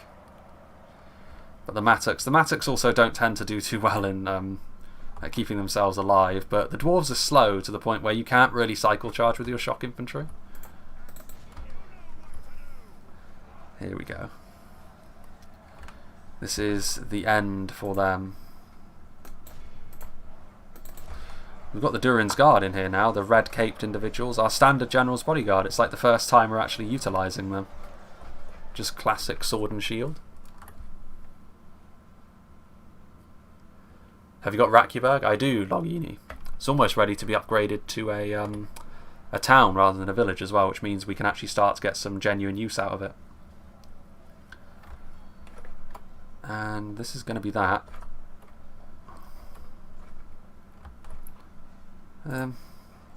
You're not really on the front line at this point, are you? So you may as well just pull through. Well, actually, no. You just stay there. I do like the look of the Mattocks, though, for a sort of entry-level unit. I like their weapon. Cross between a mining pick and a hammer. Slowly but surely we're winning this fight, as you'd expect against SNOW-ORCS. Sons of the Fallen also doing the business. Those Orc Avengers are not going down without a fight, though. They've managed to kill off the odd Son of the Fallen. They get their fabulous armour. Yeah, well, I mean, the regular Erebor armour is the sort of thing you get from the tier 2 King's units and the tier 3 Iron Guard. The Erebor infantry do have an armour upgrade, which looks similar to the unit panel down here, where it's sort of like a scale mail and slightly more bulky look, as opposed to this sort of coat of plates and riveted brigandine sort of arrangement they've got going on here. Chainmail as well. Anyway.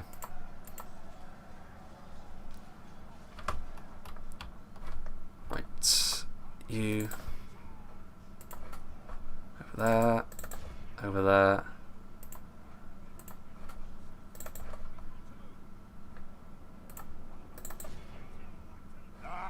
There we go. Our men are in control of the city. Where's their general? He should still be in there. He's the shielded one, isn't he? The one that wields a weapon with a shield anyway. Where is he? Did he already perish? No, surely not. He must be in there somewhere. Oh, there he is. Okay. He's in with all the mattocks now, so he should be taking a good slug of AP damage. Victory over here.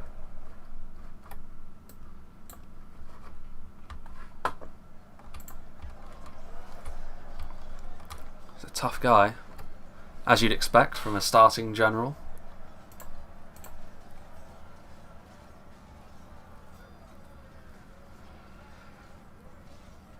It's just him left now. And he's trying to march through my units. He's going to try and get back to the TC, isn't he? He's probably going to succeed, actually. Yeah, he's going to get out of there. Okay, then. Have it your way. We will charge into you with a unit of mattocks. Maybe we can even get up to charge speed.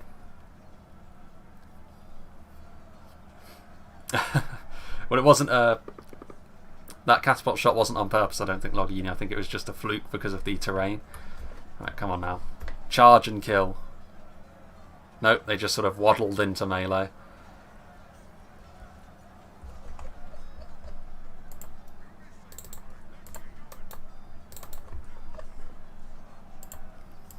There he goes.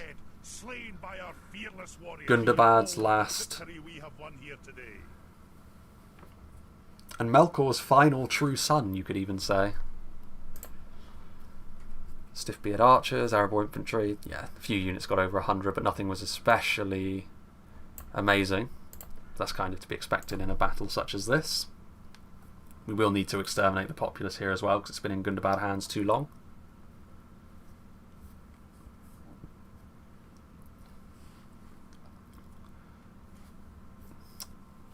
Made anciently by the dwarves, yes indeed. Most of the orcs' favourite hiding places are old dwarven holds. Right, so we will begin preparing a force to go and capture Goblin Town. Down, down to Goblin Town. There's also a fort right there that we can capture. Yeah, we will need to exterminate the populace.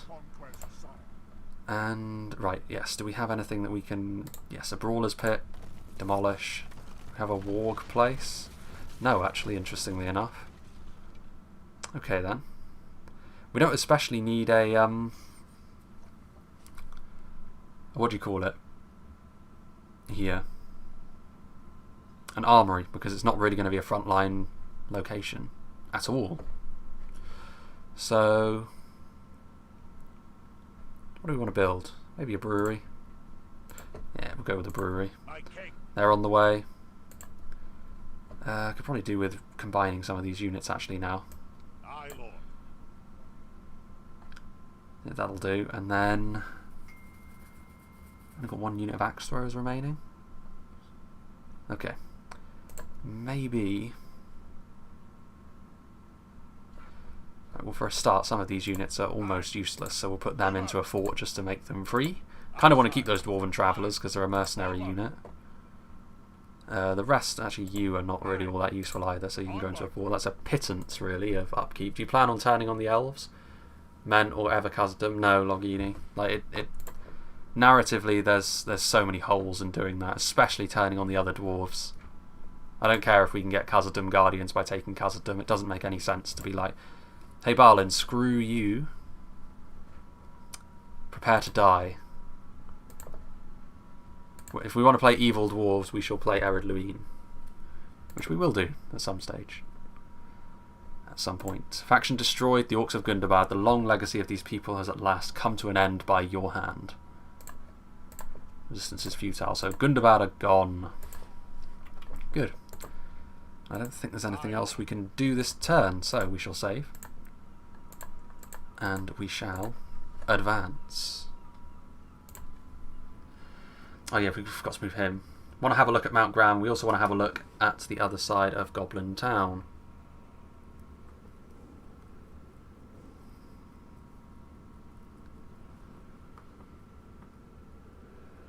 Look at the money we have. Can't get too used to this because making money as the dwarves is much easier than it is with most other factions.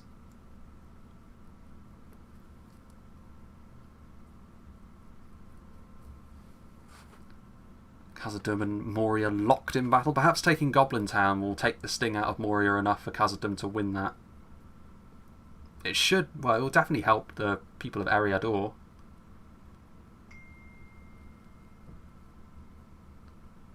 Which is good for them. It's the south where the Free Peoples, I think, are going to be most in danger.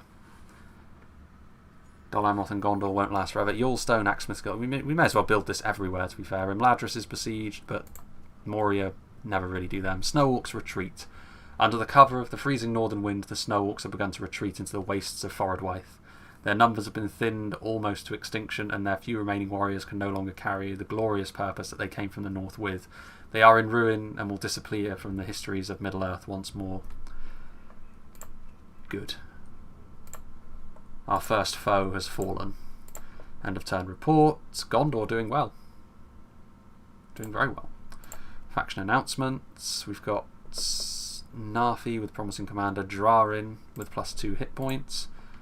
Construction complete. The halls of Durin. With the Orcs finally removed from the mountain and their effigies and totems torn down, the Great Hall of Durin can finally be returned to its glory. Despite being the site of the awakening of the mightiest of all dwarves, the cavern itself even now is unremarkable.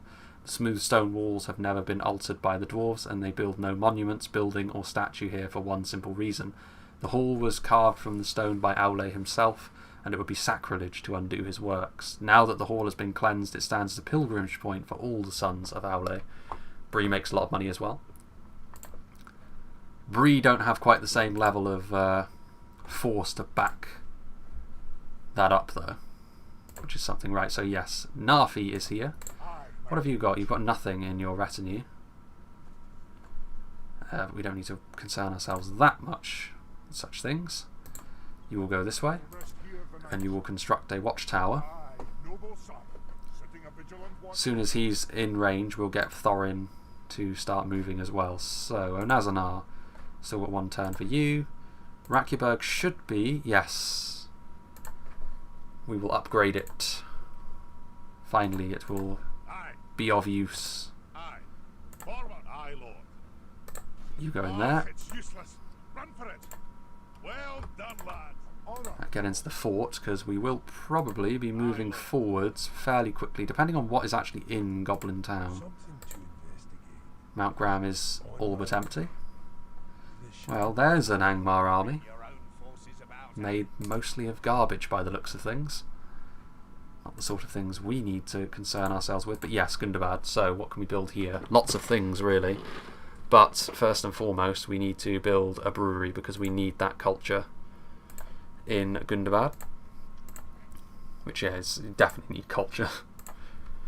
Can we actually build Hammers of Gundabad right from the off? We can! We do not need culture for Hammers of Gundabad. Watching people play as Dale for the first episode is one of the lamest things, because they can't do anything other than capture rebel settlements and wait for their economy to function properly. There is a few like that. Canned, which is probably one of the most interesting campaigns to play. Right up to the Barracks event, you're essentially not doing much, or like before the Barracks event, turn 50, because you're just waiting for the script to happen. Right, yeah, we're definitely building some Hammers of Gundabad. This army is going to be pretty scary, actually, when we can get it functioning. Right, Yule-stone. Dane is just going to hang out here for the time being. We might actually start moving down immediately, to be honest, with this army, because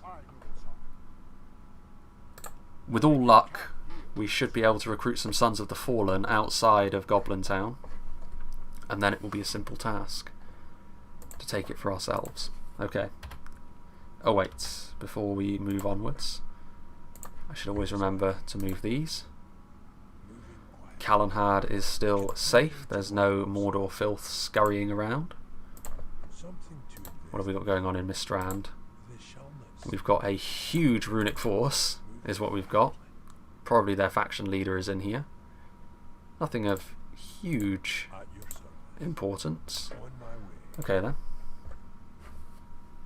Right, what can we build in this place?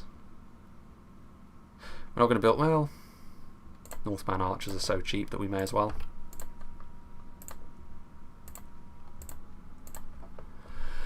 If Bree goes Merc, they can train Dwarves of Khazad-dûm and Ered Luin. If they go Dunedain, they can upgrade the armour and train Dunedain/elves.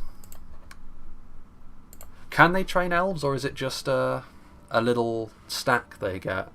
I know they can train Dunedain, but I'm not sure if they can train the elves. I'm not sure. It might just be a one-off stack that you get with them, which admittedly is still... I mean, you're not going to say no to a high elven stack, let's be honest. What do you propose, Anduin? Nothing. Are you trying to bribe my settlement? You... After all we've been through together, after all I've done for you. I mean, they're more than welcome to try and turn on us. We'll tear them limb from limb.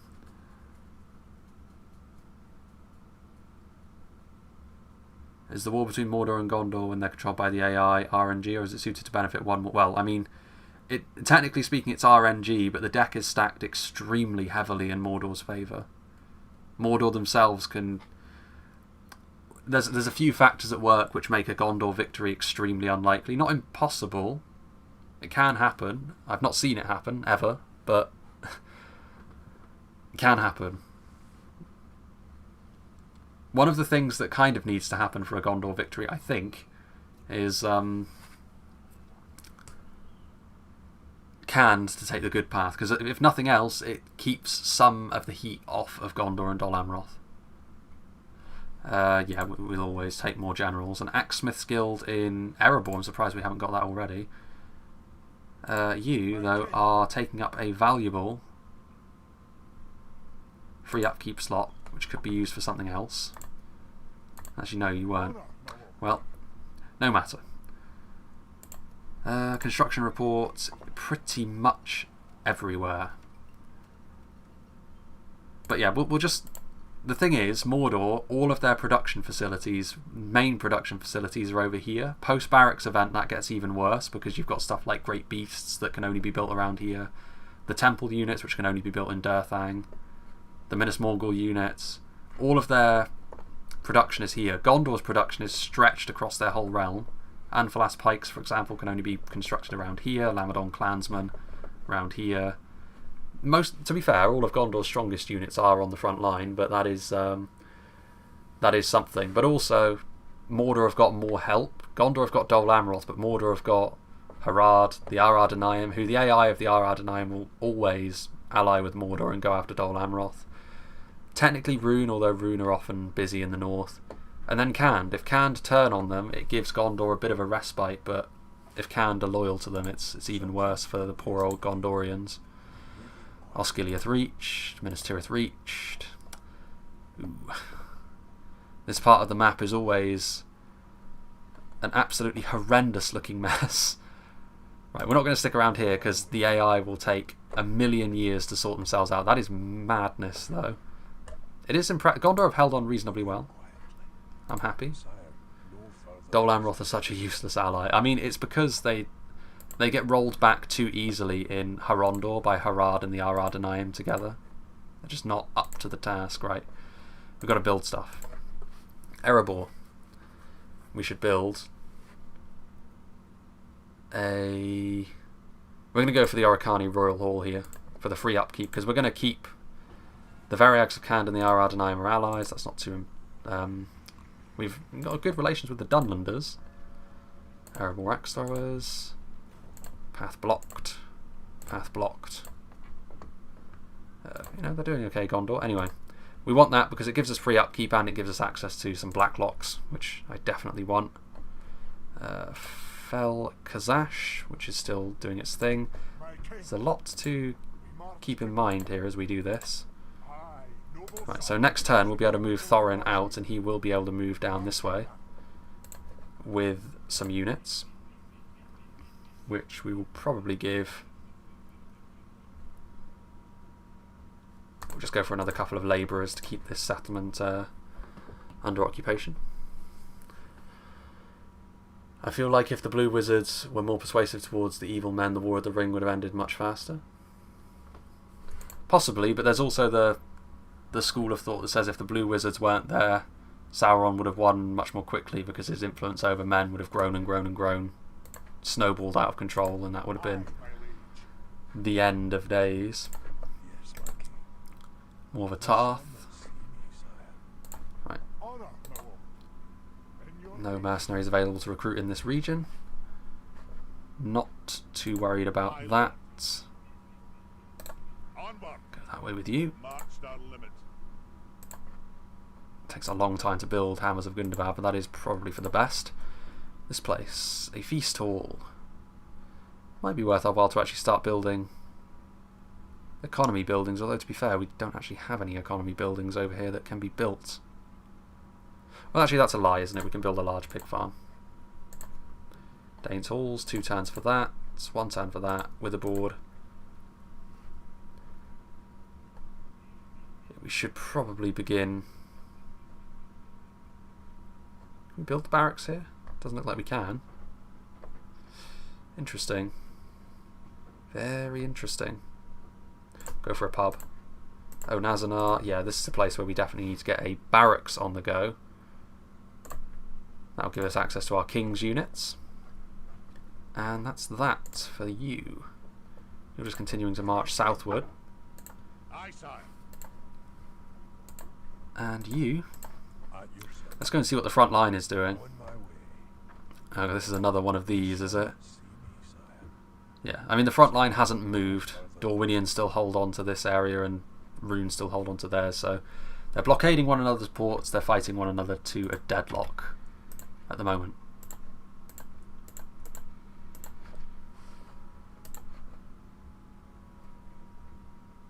I just realised that $. What's that? The money, you mean? The 36,000 gold. That's the benefit of playing as the dwarves.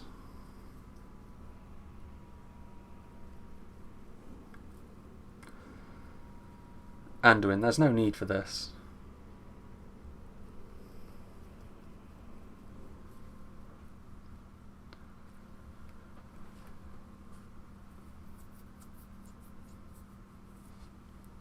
Anduin do actually have a few units that would probably be quite good against us now that I think about it. The skin changes and the Karok Guard are pretty ideally suited for fighting us.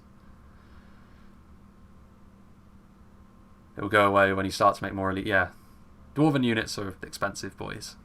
Rightly so, considering the general power level of them.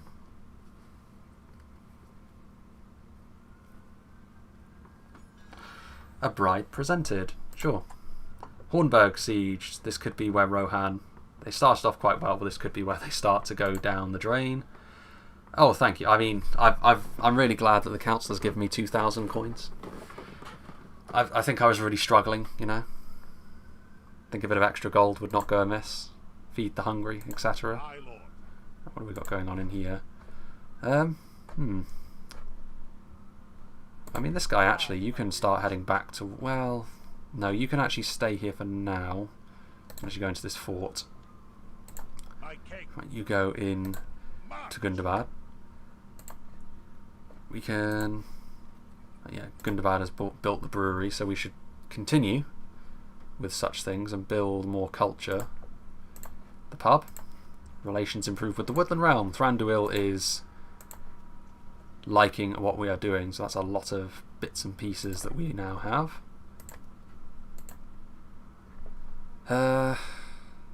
May as well go for a ballista. That never steered us wrong. Yes. Down, down to Goblin Town. Oh dear. What is this? That is a lot of goblins. Goblins plus. Right. I'm not really feeling that, seeing as we have to charge right in and face them in melee. We probably will get overrun if we actually take that fight. Okay, you know what? We are going to... Is this still our territory? Yes, it is, isn't it? We're just going to sit there, I think, for now. Can we? No. Yeah, we're going to need more units down there. Post haste. Move out. We march no further today. Intriguing. These two are there.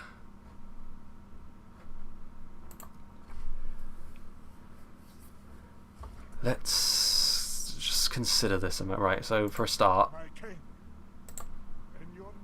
right, we can actually get Thorin and his lads out from here now.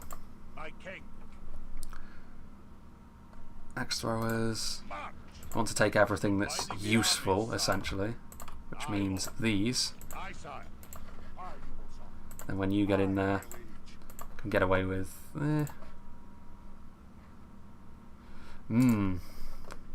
Intriguing. Intriguing indeed. One turn away from a mining complex there. Yeah, what we need is more units just on the field generally.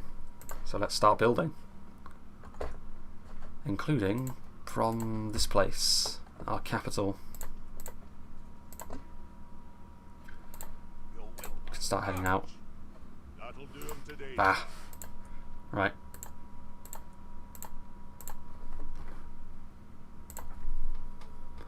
You have a diplomat near Goblin Town, right? No, I have a scout near Goblin Town. And we're not going to get Goblin Town through diplomacy, we're going to get it through blood and thunder. As is the way of things between dwarves and goblins. My diplomat is there, that's Bomber, he's keeping an eye on things in Khazad-dûm.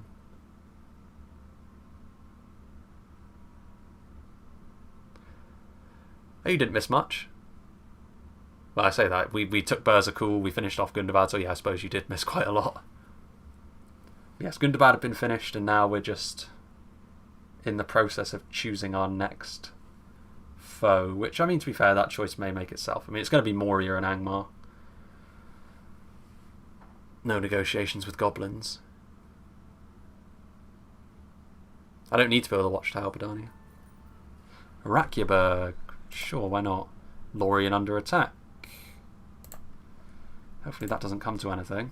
Danes Halls, Rakyaberg, and Felkazash. Right, it's this place. We can actually start building some good stuff in here now. In theory, we can actually build a port, which is strange. Dwarves do not like boats, generally. Well, we'll go for that, because we want to grow this place as quickly as possible.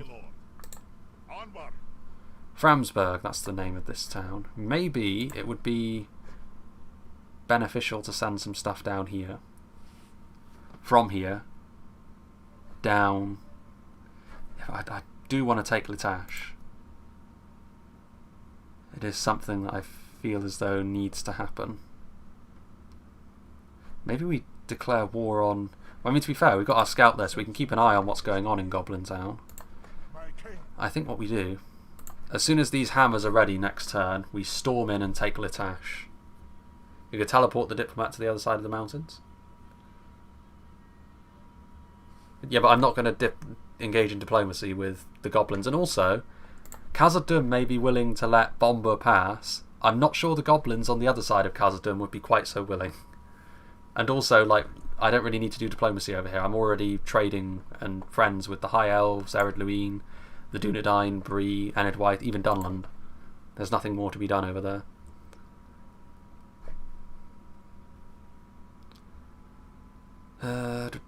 Right, what are we doing?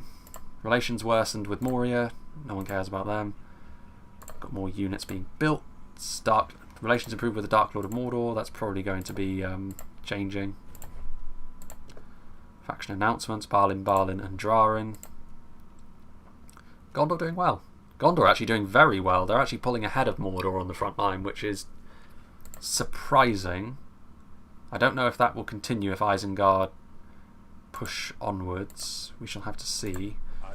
It also definitely won't continue if Dol Amroth begin the process of capitulation. The Arad Anayim are all the way up here. And you can tell from the fact Dol Amroth are blockading that Harondor has been completely lost. Anyway. You into Kirit Cathol. You continue this way. Ooh, we can actually get some mercenaries. Dalian cavalry. Yes, please. Fel Kazash. Yeah, we want dirt paths. We need to start moving around this part of the map a little bit more smoothly. And Orikani, Dwarven Ballista.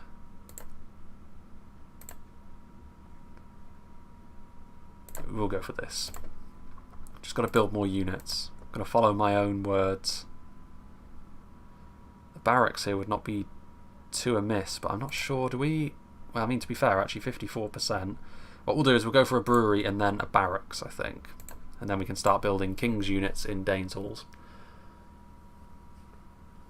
Which means we can get some reinforcements so that we can actually go through and deal with this. Like, individually these units are trash, but as the dwarves we have to kill things by like going up close and getting them in melee, which does mean that attrition is a bit of an issue. As soon as we have like a decent army, we will be able to just swat them aside, especially with some Sons of the Fallen in tow. There's also no danger of the Anduin actually taking Goblin Town though, with that level of force there, because the Anduin are a little too scattered. Can we... Right, hold on. Position yourself on the bridge a little bit more properly.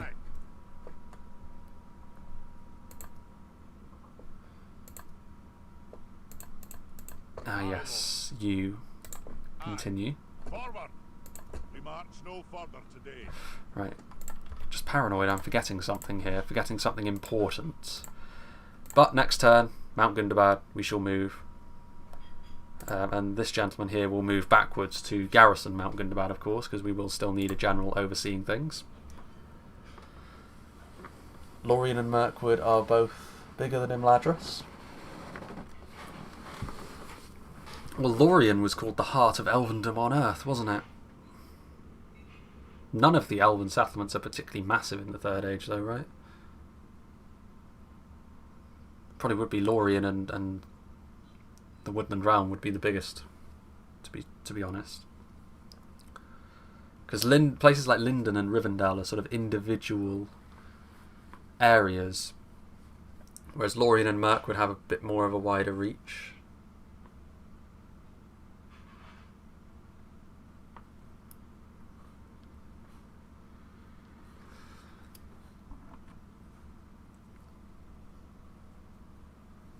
There's no real point in... Oh, no. Okay, well, Hornburg has been lost. There is an emissary to Dol Guldur. We will not be doing that. Alkfood has been sacked. This could be a longer campaign. I was fearing this campaign would actually be fairly short if Rohan beat Isengard. But if Isengard do actually end up winning, then it will be, I think, fairly worthwhile. Because it means even if we win handily in the north as the Free Peoples... Let's go this way. Ooh, boy. Things are not looking rosy.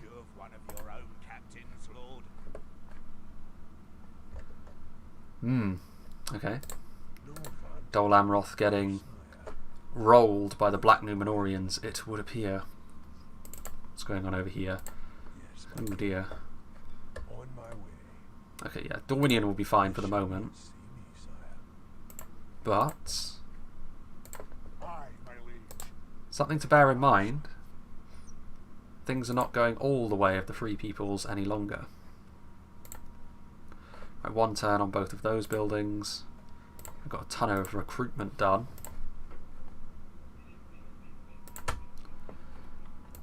You two start heading down. Aye, Lord. Aye, my king. Heading down over here. Yule-stone. Hornburg often is the last bastion of the... When Hornburg fell, it's a sign that Rohan is on its last legs. I mean, they were doing quite well when we passed by just a few turns ago.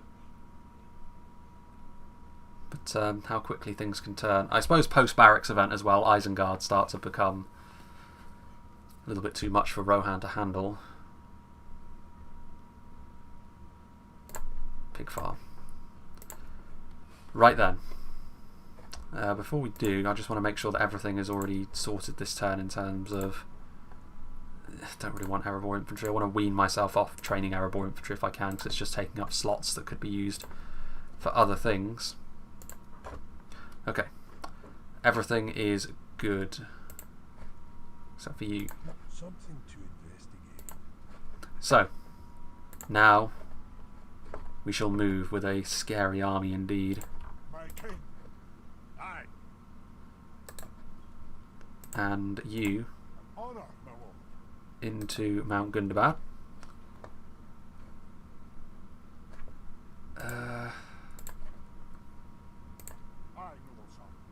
I actually can't reach there just this turn, so I will just position this army here and we'll move next turn. Oh, I can recruit mercenaries, another unit of dwarven travellers. Can I actually combine units to the extent that I can fit them in? The answer to that is no. You have 3 units of Dale cavalry though that are not entirely necessary. I think what we will do, we'll deposit you in there, and then we will, in fact, get a unit of dwarven travellers to come with us. They've got a neat little unit model as well, so I guess that's it for this turn then. As we get ready for our crippling strike on, well, say crippling, the beginning of our invasion of Angmar's heartland. This is going to be... We can carve out the heart of their realm so nicely from this position as Erebor. We are poised. But what else to do? Rhun may actually be a foe we must fight, which I would be quite grateful for, to be honest.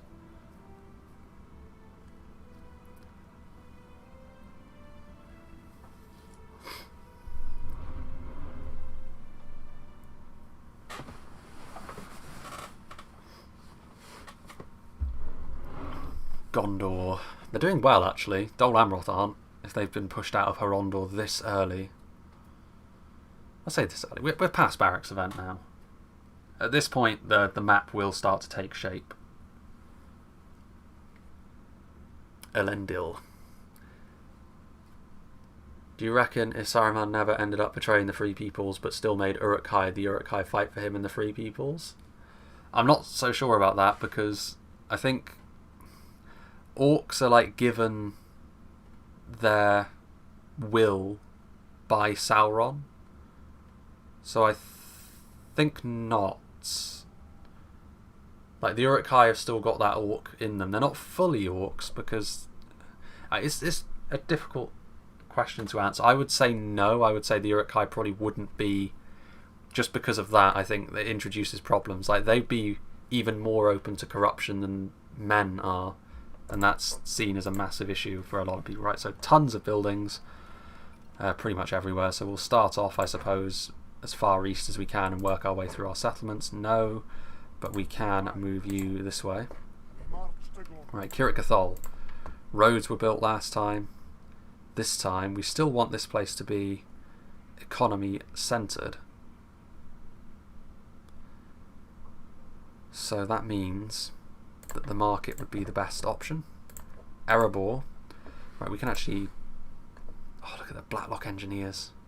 And then you've got the Iron Fist Hammers as well. It's a long time until we can build them, but we will definitely build some Blacklock Engineers right now.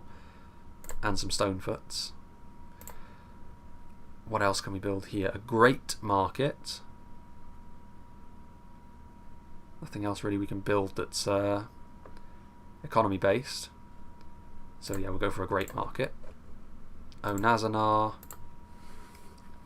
Army Barracks, which gives us access to, I think, the Iron Guard, doesn't it? and Sons of the Fallen. So we can build Sons of the Fallen in Onazanar as well. Can we not... Where be the Dragon Slayers? Is what I want to know. Catapult Maker would be quite nice. In fact, Catapult Maker would be extremely nice. Let's go for that right now. We don't have high enough culture, which... Wait, we don't have high enough culture? 49%, actually, that's a good point then. Brewery it is. Witherboard. Still can't build anything of use there. There's no point in going for the army barracks if we don't have the culture, so we'll build the brewery first, and then we'll start building some king's units in short order.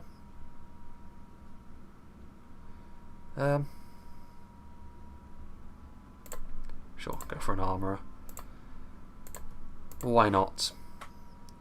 What can we build here again? Barracks, that would be good. Be really good. Yeah, we've got to build a barracks, haven't we? It's got to be the way. Go for another unit of mattocks as well. I'm more into building more mattocks. Yeah, that goblin army has just stood there. It is just biding its time. Right, Rakuberg, we're still building the large pig farm there. Yule-stone, still building a standard pig farm there. Faluk u Ozadul. Stoneworkers Guild House, is that actually... I mean, this is a fortress, so we do actually want to build stuff eventually here. Sure, we've got enough money that we can afford to spend it on that. Alright then, so now the battle begins. We actually don't have a ballista in this army, but I don't care. We shall attack. I don't quite know. Maintain siege. War between Erebor and Angmar. Good. Relations worsened with Angmar. Outstanding with Dale. Gondor is at war with Khand and Isengard. That's not what I really wanted to hear from you. How is school? School is fine. Actually, I thought I would be in tomorrow as well, but because the fire alarm on the 8th floor where I'm based at the moment is busted, I have to wait until next week until they fix that. So I do actually have tomorrow off, which is nice. Gives me time to gather together all that I've done at this point. Ooh. Gondor are doing very well, I must say. Long may that continue, but I have my doubts over whether they can actually maintain this. There's Ethring. What is going on here? Yeah, that big stack from Dorwinian has broken things up over here. The Vine Regent is here as well, and actually the Avari dude in his resplendent-looking gold armor. Good. Okay then. So we are good. Still building up that army. As soon as we have just one spot left, we'll go over to Goblin Town. Hopefully recruit some Sons of the Fallen as mercenaries. And carry on with that. Everyone should like us for declaring war on Angmar. The High Elves and the Dunedain should really enjoy that.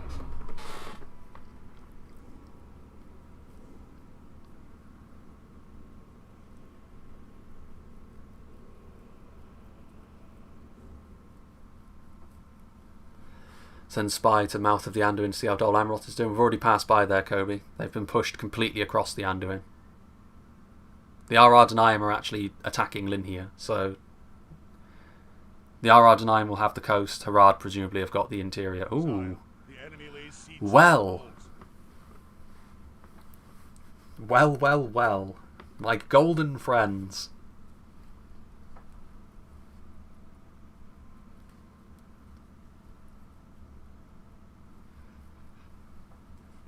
How nice of you to join me.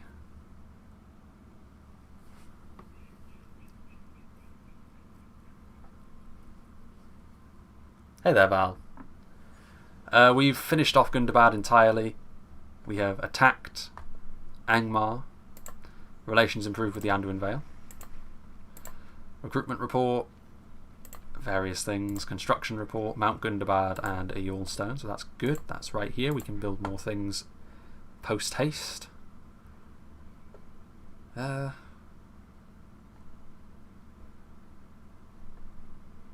Yes. Mount Gundabad, a feast hall is probably going to be the best choice because, yeah, definitely the best choice. Right then. Rhun. What is this? Well, a terrible army, to be honest. Right, we'll deal with Latash first. Deal with Latash.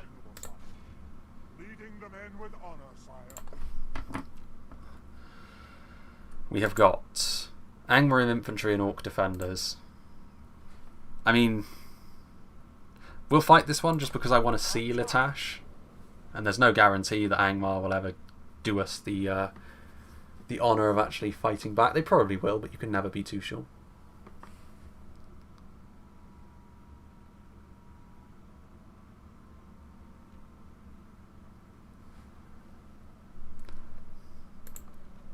I always just... the Berserkers wasn't something that Tolkien made, but I think it's a good addition. Just the fact that, like, if you get a particularly big Uruk-hai from the breeding process,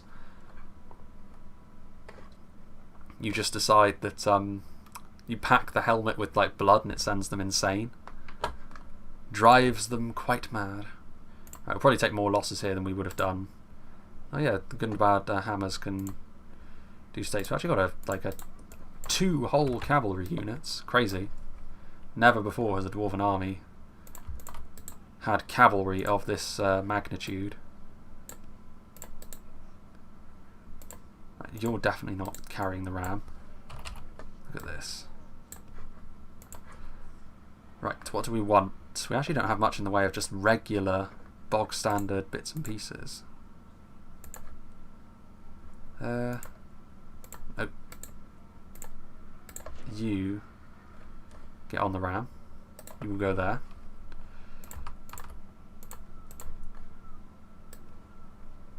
You will start firing immediately.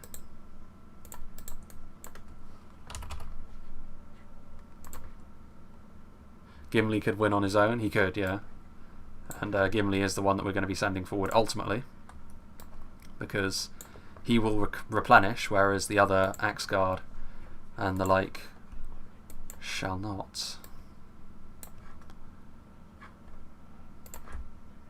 Think about sending them forward as well.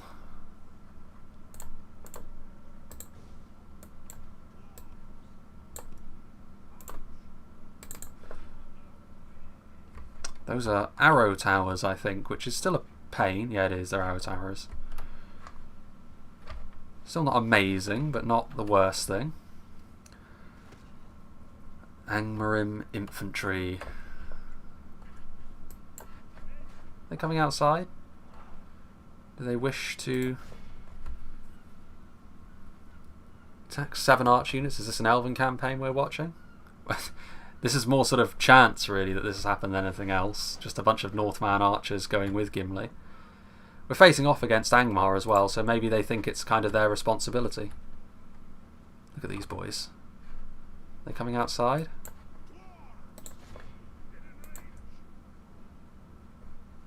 They are.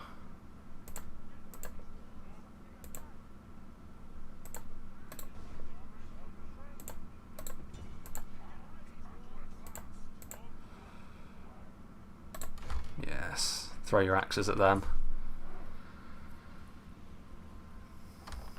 Yeah, this is bullying of the highest order with all these arrows that are spilling forth.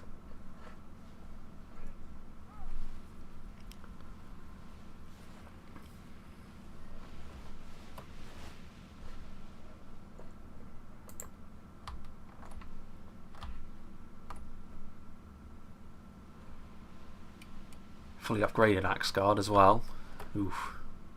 Don't really know what they intend to do here, the orcs, but I have to say I'm not too displeased that this is how they've decided to try and approach the situation. Yes, it is more. This is probably the most elven, or Dunedain, that this campaign is ever going to be.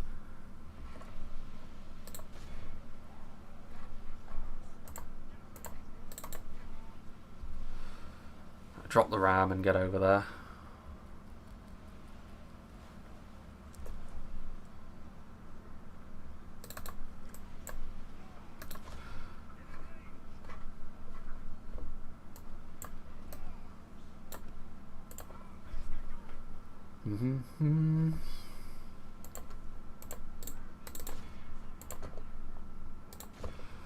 Keep shooting at them. Don't tell me they're going to go back in now. Our men are winning the battle. If we continue like this, we will smash the enemy.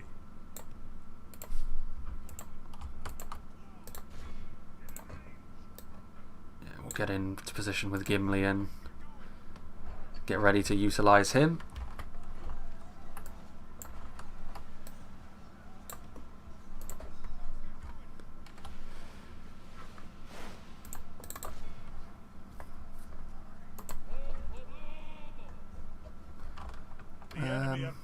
Blooded. They have lost half their men. Yes, as I would very much hope.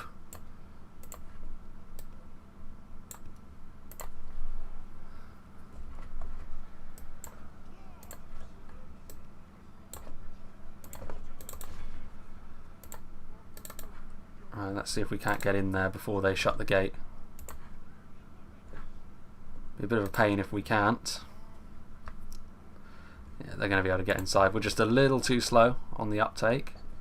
Well, I don't know actually.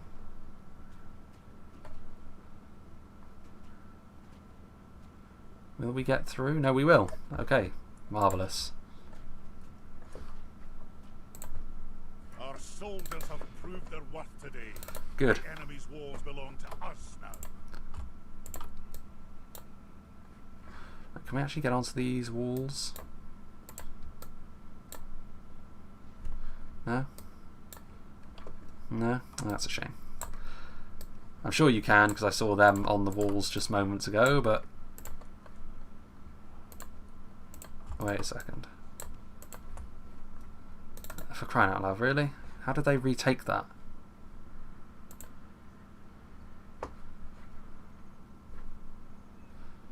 Right, good. Now, if you please, let's get into the base with all of our dudes.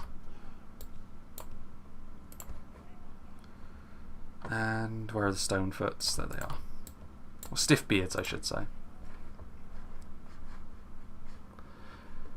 Just keep the settlements in the mountains. Places like Morvatar or Novka, Ragclaw you could give to the Dunedain. Yeah, that's what I intend to, Xavier. The only Angmar settlements I really want to keep are Latash, Mount Graham and Carndoon.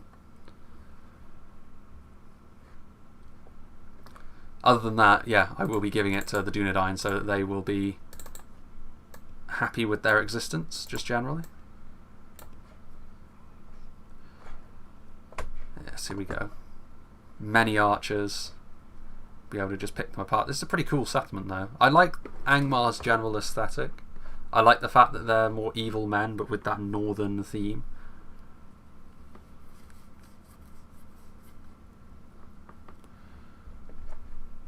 And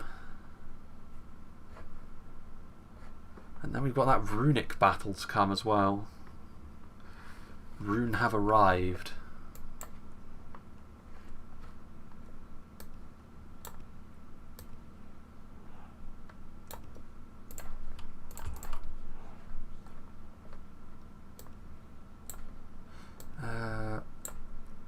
No, don't want to.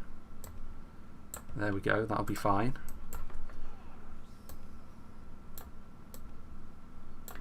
Come on. This is the problem with some custom settlements. They do have a tendency to not be the most user-friendly when it comes to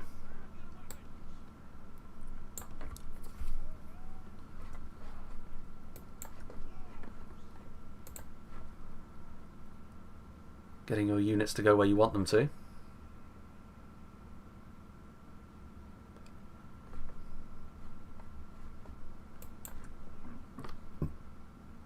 Orc defenders.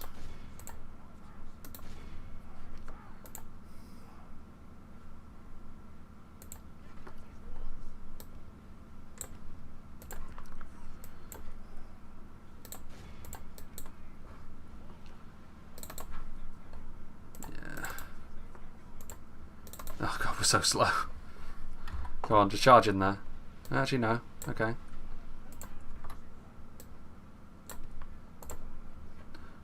You go there like this.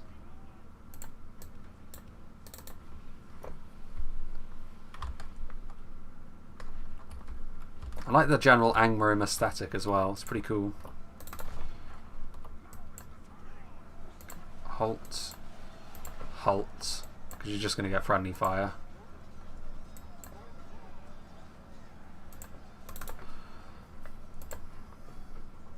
Ugh. It's such a pain in the neck. Actually, this gives us an actual target for us to go after. No, don't go that way. Idiots. And now you won't even run. The battle is very much in our favour. If we remain true and steadfast, victory will be ours.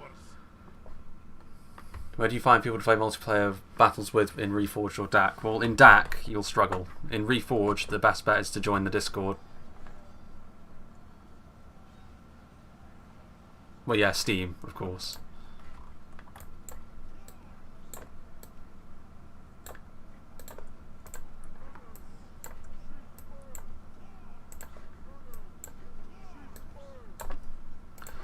Right, and from here, we'll just allow Gimli to do his thing. The hero of Gundabad. Where is he? Oh, he's just hanging out at the back. Come on, Gimli, get in there. Get stuck in. It's only Angmar infantry and Orc defenders. The enemy general flees like the coward he is. Press onward and break the spirit of his army. Good tidings. The And he died. general lies dead. We have sent the cur to hell.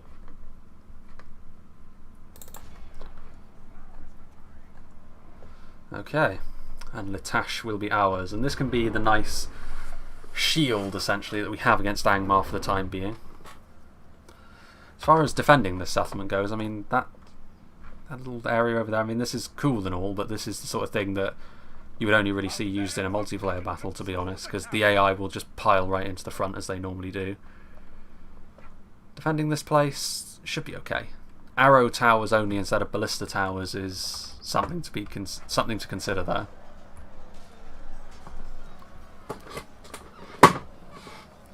Pretty sure you can redeem the game on Steam. I hate Angmar, but I have to admit their Iron Crown units look amazing. Just in general, Angmar's aesthetic is cool. The Rudour units offset the like Angmarim units really nicely. I like the fact that you get like the Witch King as a late game prize for doing well. Be in awe of the victory we have won here today.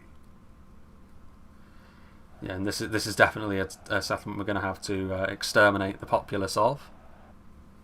74 losses, none on Gimli's unit. And I would imagine 77, yeah. In the end it was all rather straightforward.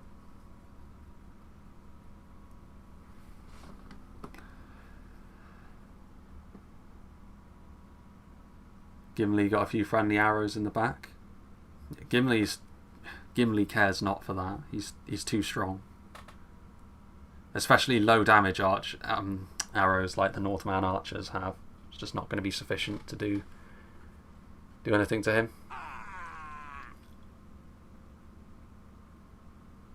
Walk skirmishers and raiders. Yeah, that's going to be a bit of an issue for us on the open field. But I mean, just one or two units of Blacklock engineers and that will cease to be an issue. Right then, what do we have here? Barracks, that's useful to us. Very useful actually, if we can get our culture up quickly. Great Hall, mining network, very good. Blacksmith, land clearance.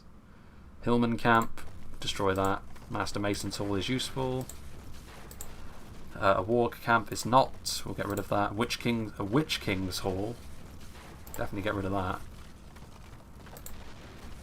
Okay, and a Herbalist as well. Herbalist actually means Gimli may get the healer's traits, which would be very nice. Right, we'll go for an armory first, and then we'll start getting our culture up, because we're going to be just defending in Litash for a little while, I think. We've got these units that we can push forward with as well, should it be necessary. Right. You keep heading that way. You also keep heading that way. As soon as we have those 3 units in, might be worth moving forward, honestly, to Goblin Town. Just to see what's what. Routing, end of turn report, Gondor still leading the way. Good for them. Let's go up this way. I just want to see what Isengard are doing on their Gondorian border. Right, now then. Now then.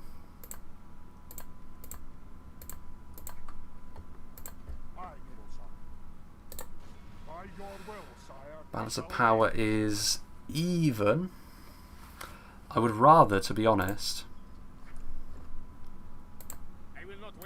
So that should be reinforcement range. If it's not, then I'm going to be extremely unimpressed. Mercenaries. Mercenaries. All of you will join me because I have the money to pay for you. Huskarls are good, but they're quite underwhelming. They would still lose to Uruk-hai Infantry 101. Yeah, they're just a support unit, really, aren't they? Bit of armour-piercing bite. Because the main shock infantry that you have at that stage as Angmar is the Iron Crown warriors, the ones with the big 2-handed swords, which are not AP, but stats-wise they're significantly better than the Huskarls. Right, so I should be in reinforcement range there, and if they assault Fel Kazash with that army, yeah, they wouldn't win. We could probably beat them in the field, to be fair, but it's just a pain in the ass to trail around after them as the dwarves. So, yeah. We shall see. Other than that, I think we are all set to pass the turn. Erebor. Great market. Black locks being created. We love to see it. We're getting into the stage of the game now where we're going to start to be at war with more people, so it pays to just bulk Erebor up a little bit. Okay then. Anduin. Anduin maybe are not that impressed that Yule-stone and Rakyaberg, which are technically 2 towns that are in their Casus Belli, for lack of a better term, are held by us now. But you know what, they can just deal with it.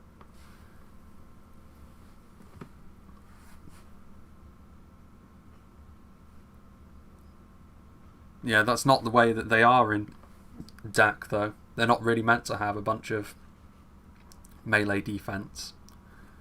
They're just meant to have that base damage. It's a different way of looking at things. Because the Abrazanim Narduzagar were very much like that in our last campaign. I looked at them and they had 4 defensive skill, and I was like, that's pretty low by my experience. Isn't your cavalry better for flanking? Isengard is super weak to cavalry. An Axesmith skilled in Litash. Don't mind if I do. We've got those everywhere. Imladris is besieged again, but it's only goblins. Onazanar. Rakyaberg. Okay. Rakyaberg. Roads would probably be helpful here. Most helpful anyway. Grain exchange isn't... Yeah, grain exchange, why not? And what else was it? It was Onazanar, wasn't it? Yes, it was. This place. Army barracks would be nice. So would a catapult maker, though. This armourer, though. Oof. That would also be glorious. Sure, we'll go with the armourer. 51% Dwarven culture. Go for a couple more units of mattocks and a unit of ballista. You know, and a unit of axe throwers. Why not? Erebor axe throwers will still be useful at this stage. We'll start building up just a full army, I think, that we can give to some lucky general somewhere. Right? Are they really just gonna 4 turns until surrender? We'll give them another turn to potentially attack us. If not, we'll go forth and deal with them the old-fashioned way. As much as I don't want to, as much as it will be an annoyance of the highest order. It has to be done, I suppose. Might need to start building some recruitment centres in Kirit Cathol as well, so we've actually got something near enough to that area that is useful. What sort of mercenaries do we have in this region, I wonder? Nothing is the answer. Don't know why I expected any differently. 13 turns until the next Hammer of Gundabad is available to us. Right. Now, I think this, 2 ballistas, I think is enough for us to think about moving forward, especially if we can get some Sons of the Fallen. So, and let's continue with our spy as well.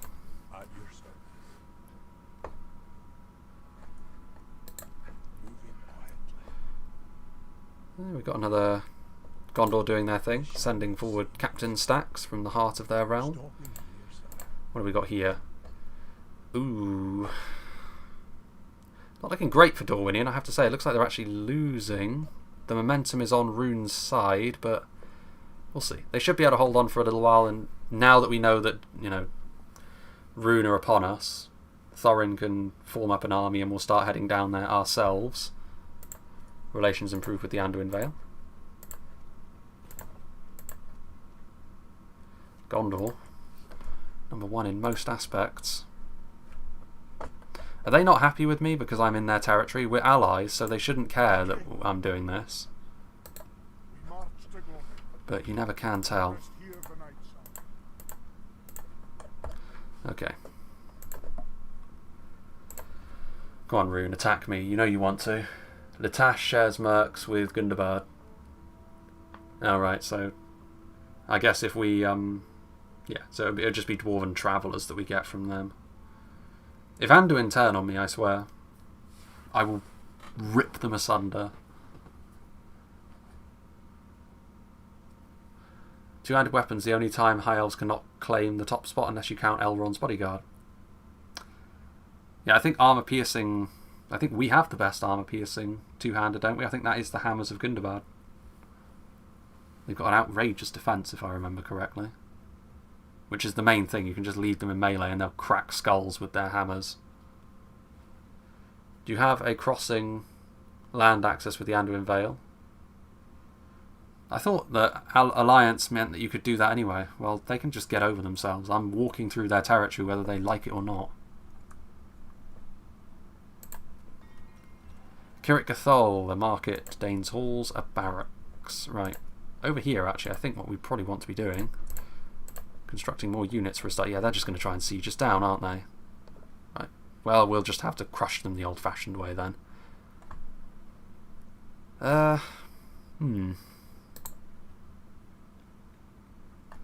Maybe that's... I mean, to be fair, we could just go for a barracks, couldn't we? We can start building units over here immediately because we've held on to Kirit Cathol for as long as we need to. Right, yes, Dane's Halls.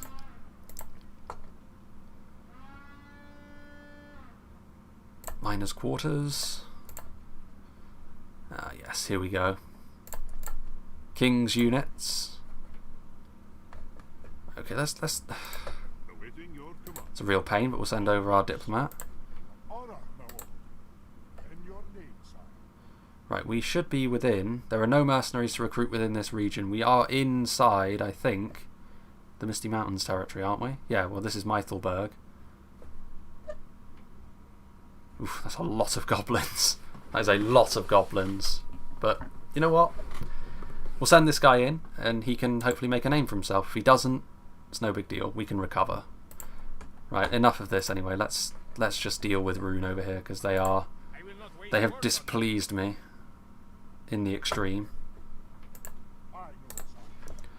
Right, can we do a night attack? We cannot. Right, this might be the final act of the stream.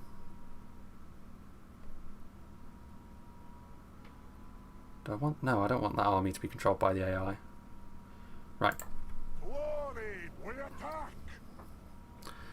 Did you change the King's Halberds attack? No, I haven't, Val. We just won't be using them, I don't think. It's unfortunate, but it's not the end of the world. As far as halberds go, they'd be reasonably average anyway. It's not a make or break unit. If it was something like, I don't know, the Dragon Slayers that were busted. Yeah, I would change them. Ooh, look at this. Look at the hill advantage that we have. Marvellous. Oh yeah, we have cav as well, don't we? So we can... to be fair though, I think cavalry-wise they have the better of us. So we shouldn't be... the Anulad Lancers probably defeat us. Right, that will be good. Axe throwers. We want to gather up our army first.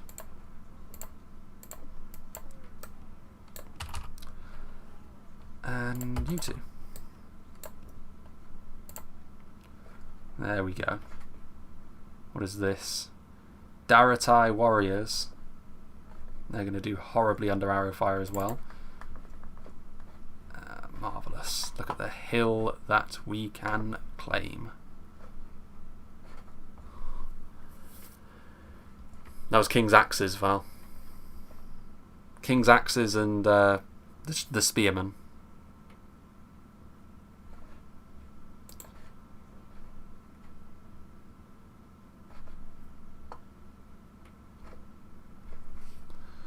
They're going to try and come for us. Sellswords are probably... well, they are better than my Mattocks. I know they are.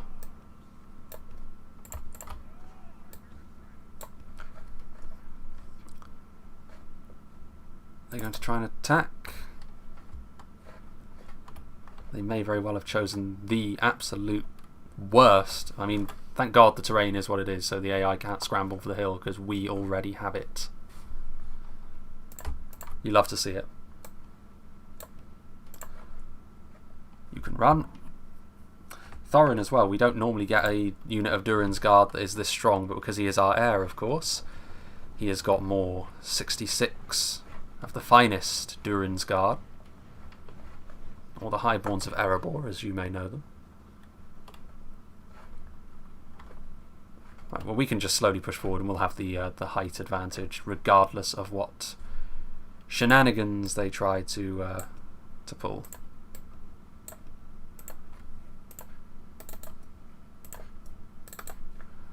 So it is of no consequence to us.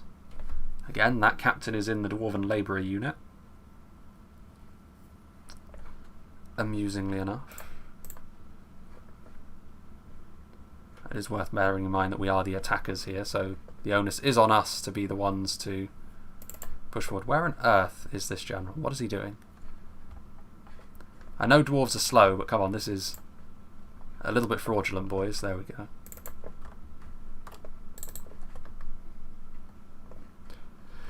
You need to get military access with Anduin. Don't make them your enemy. I mean, I'm walking through their territory. I'll get military access with them, but if they turn on me beforehand, I will happily kill them. If they're willing to nickel and dime me over such frivolities, then they get what they deserve, as far as I'm concerned. Although I'm probably making myself untrustworthy by doing that as well, because Medieval 2 does so love to screw you over in those ways. Indeed, as does any Total War game. But, you know, what are you going to do, right? If that was the case, that would be something where I would console command it. Like, I'm not making myself untrustworthy because of specifics in the game which are ridiculous to start with.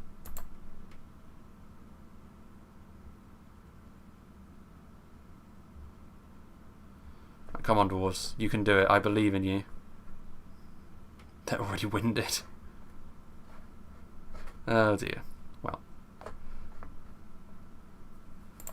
let's get our cav out wide a little more. Right then. Where are the Dwarven Travellers? That's them on this side, okay.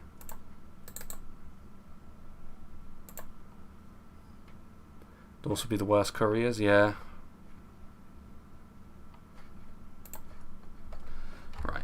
So we'll be able to outskirmish them because they have nothing but their like Daratai archers, which are not very good, to say the least. Rhune's Daratai units in general are actually like really quite dreadful. You get into position there. Axe throwers. Where are you at? Oh, you're still dragging your heels over there.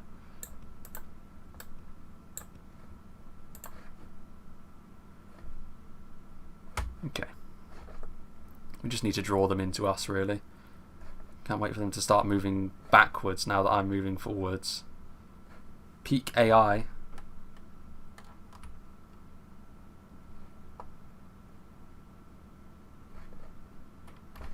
I mean, like I said, if it makes me untrustworthy, I will just console command it, so that's not the case. Because that's silly.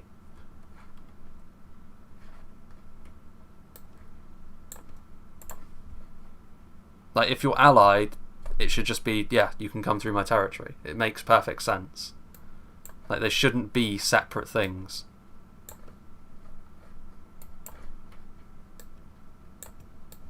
Again, another one of those decisions from back in the wild days of 2006 that was someone clearly not really thinking about things all that closely.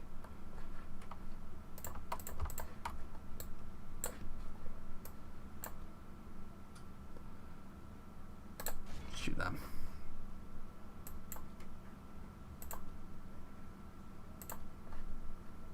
How are you still... Oh, you're not even... That's why you're not running.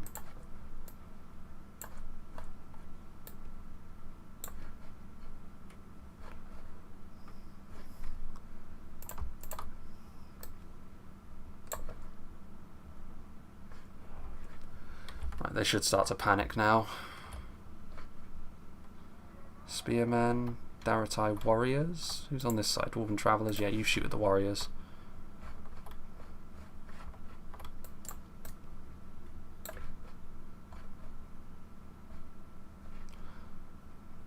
Good. You can move over here as well.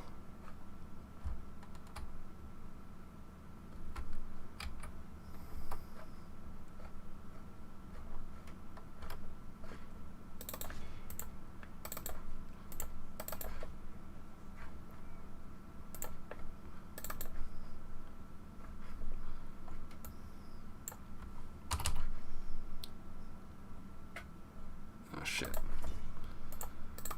Chase them down.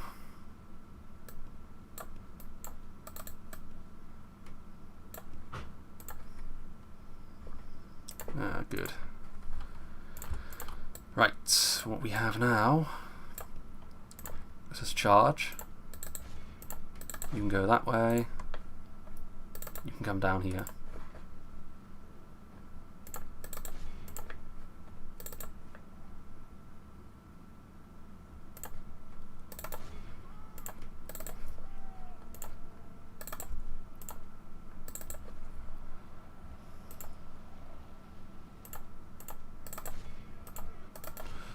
Down there. Yeah, you can just chase them down. Ooh, get out of the spears. It's not where I want to be at all. The battle is very much in our favour. If we remain true and steadfast, victory will be ours. Right, yeah, you can now chase them down. You move across to there.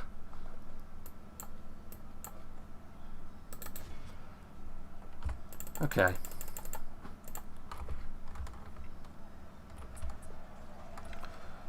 Durin's Guard.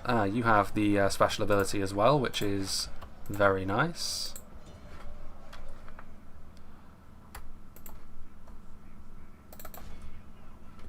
Two Candish Raiders. Right, up and around. Yeah, Daratai clansmen, no match at all for anything with... I mean, to be fair, the Dragon Guard are half decent, but they're fighting uphill. The terrain was always with us on this occasion. Daratai Hunters, what are they doing? Are they, oh yeah, they are an archer unit.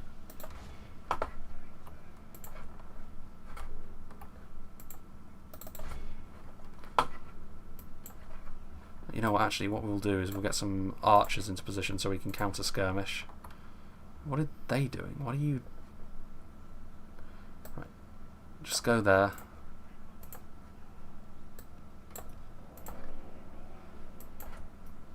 Okay. Hunt them down.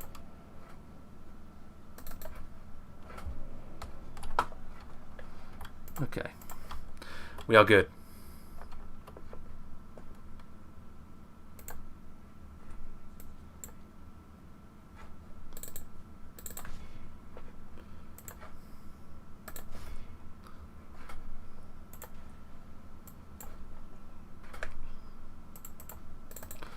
Yeah, we want these spears back over here at this point. Draw them into an archer line. They actually, no, they weren't. Thought they were going to charge in for a second then, but they elected not to in the end.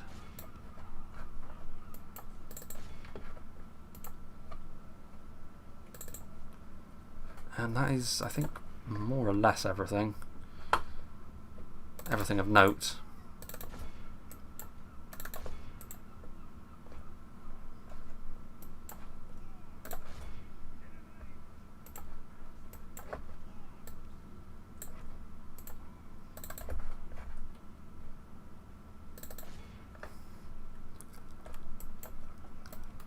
You move forwards as well. Okay.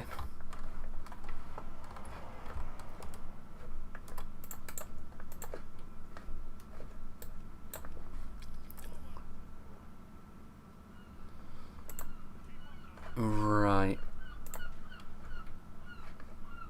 Yeah, just having a look at this. I mean, what have we got here?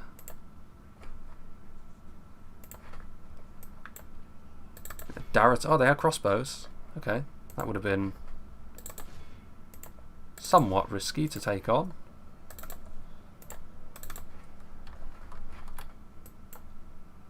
I'll just shoot into the Darretai clansman. Only half the enemy force remains.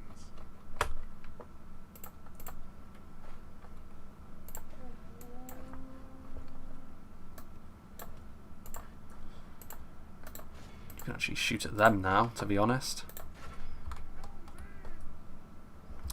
They're coming into melee. Fortunately, horse archers are very poor. The enemy general has no honor.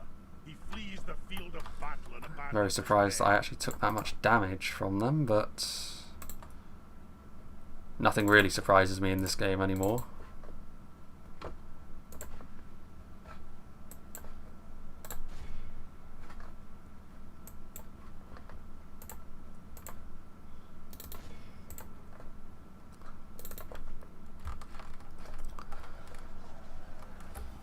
And there we go. That should be the end. The end of days for Rhun. We did start off at war with them. Cowardly foe runs. It is time to press the attack. Right, what else can we hunt down? 67 Darretai clansmen. Definitely want to be doing that. It's a little bit difficult to see all of these units under the tree cover, to be honest.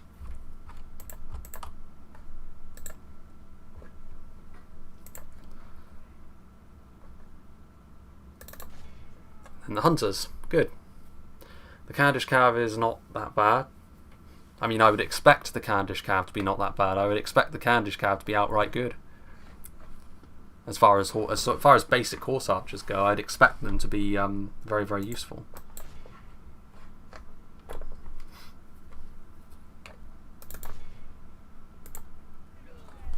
There we go.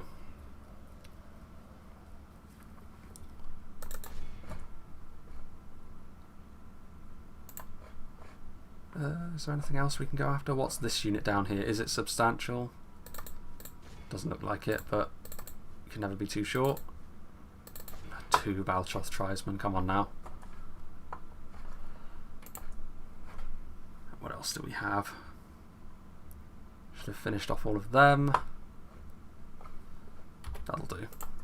Be in awe of the victory we have won here today. Lord Thorin, that's his first battle. Our heir, our factioner who's been living the easy life really in Kirit Gathol this whole time, now has a foe to fight in Rhun.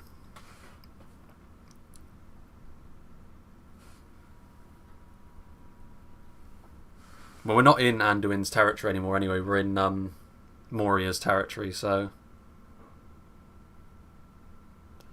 we won't be damaging our relations too much execute them all.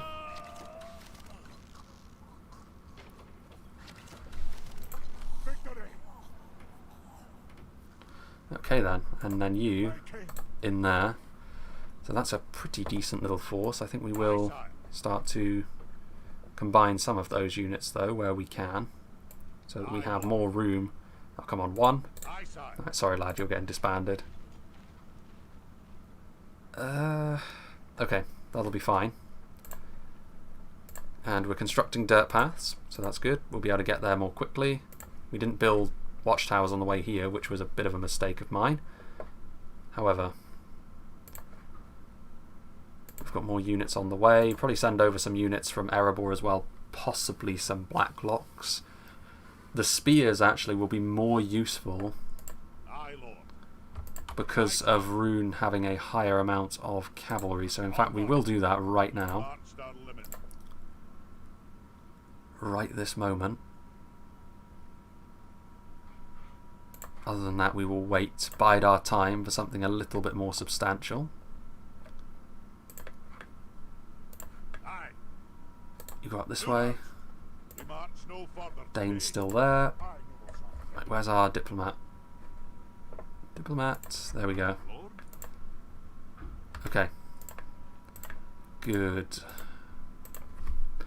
be fair, Candish Raiders' strength is not arch damage itself, more an ability to get their payload entirely and retreat with minimal losses. Yes.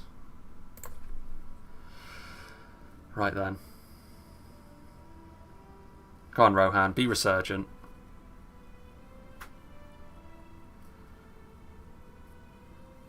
I mean, we can pay Anduin for military access, to be fair. I mean, it's not something we need to concern ourselves with, really. We have money to spare.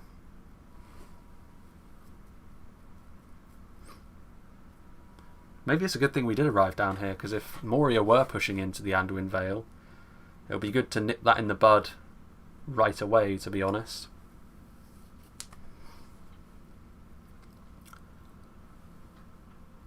Right then. Although that will be that last battle was going to be, I think, the last one of this part. It's just a case of trying to set the ground for next time. So that, again, it really wants us to get relations with Dol Guldur, and I refuse. Witherboard, all of that, we'll deal with that in just a second. A new family member, Beror. Gondor's still doing quite well, except finances, where Rhun are the ones to beat. Right. Okay, so first we'll make sure that we just build up everything that we possibly can. A brewery wouldn't be too bad, actually. But roads it will be, first and foremost. Kirit Cathol, we have some units that aren't really needed, but we'll keep moving them this way. Erebor itself, Onazanar. Witherboard, we can build something else here as well, possibly a healer's post. Actually, miner's quarters, because that'll give us some extra stuff. King's shields. Training, right, let's get you over here. Right, I wonder. No mercenaries available in this region. Right, we won't fight that battle yet. We'll fight that next time, because that will be a good time to do so. Ah, Angmar. How lovely of you to join me. You can head over there. I think that's what we probably want to be doing, actually, just in general. Getting these units over here. Get ready to get into that fort. Always wonder why Rhun doesn't have a higher tier two-handed unit. Well, I mean, their bodyguard is a halberdier, right? And I don't know. I feel as though they've got plenty of options, to be fair. Right, I think that is going to be that. Let's hold on a minute. Let's just. Yeah, our relations is good. Hold on, let me. Our reputation is trustworthy. Okay, that's fine. I'm okay with that. We haven't completely done ourselves in. Our relations with Angmar is very poor. How are Rhun doing there? Okay, this is just a bit of a mess, to be honest. Orwinian and Rhun. Looks like Rhun are having slightly the better of that, but we can hopefully reverse that course in due time. And there really isn't anything else that needs to be done other than perhaps moving the spy to see what's going on over here. Isengard are not making extremely quick progress. Well, the Gamprim in Dak are pikemen, I believe, not halberdiers.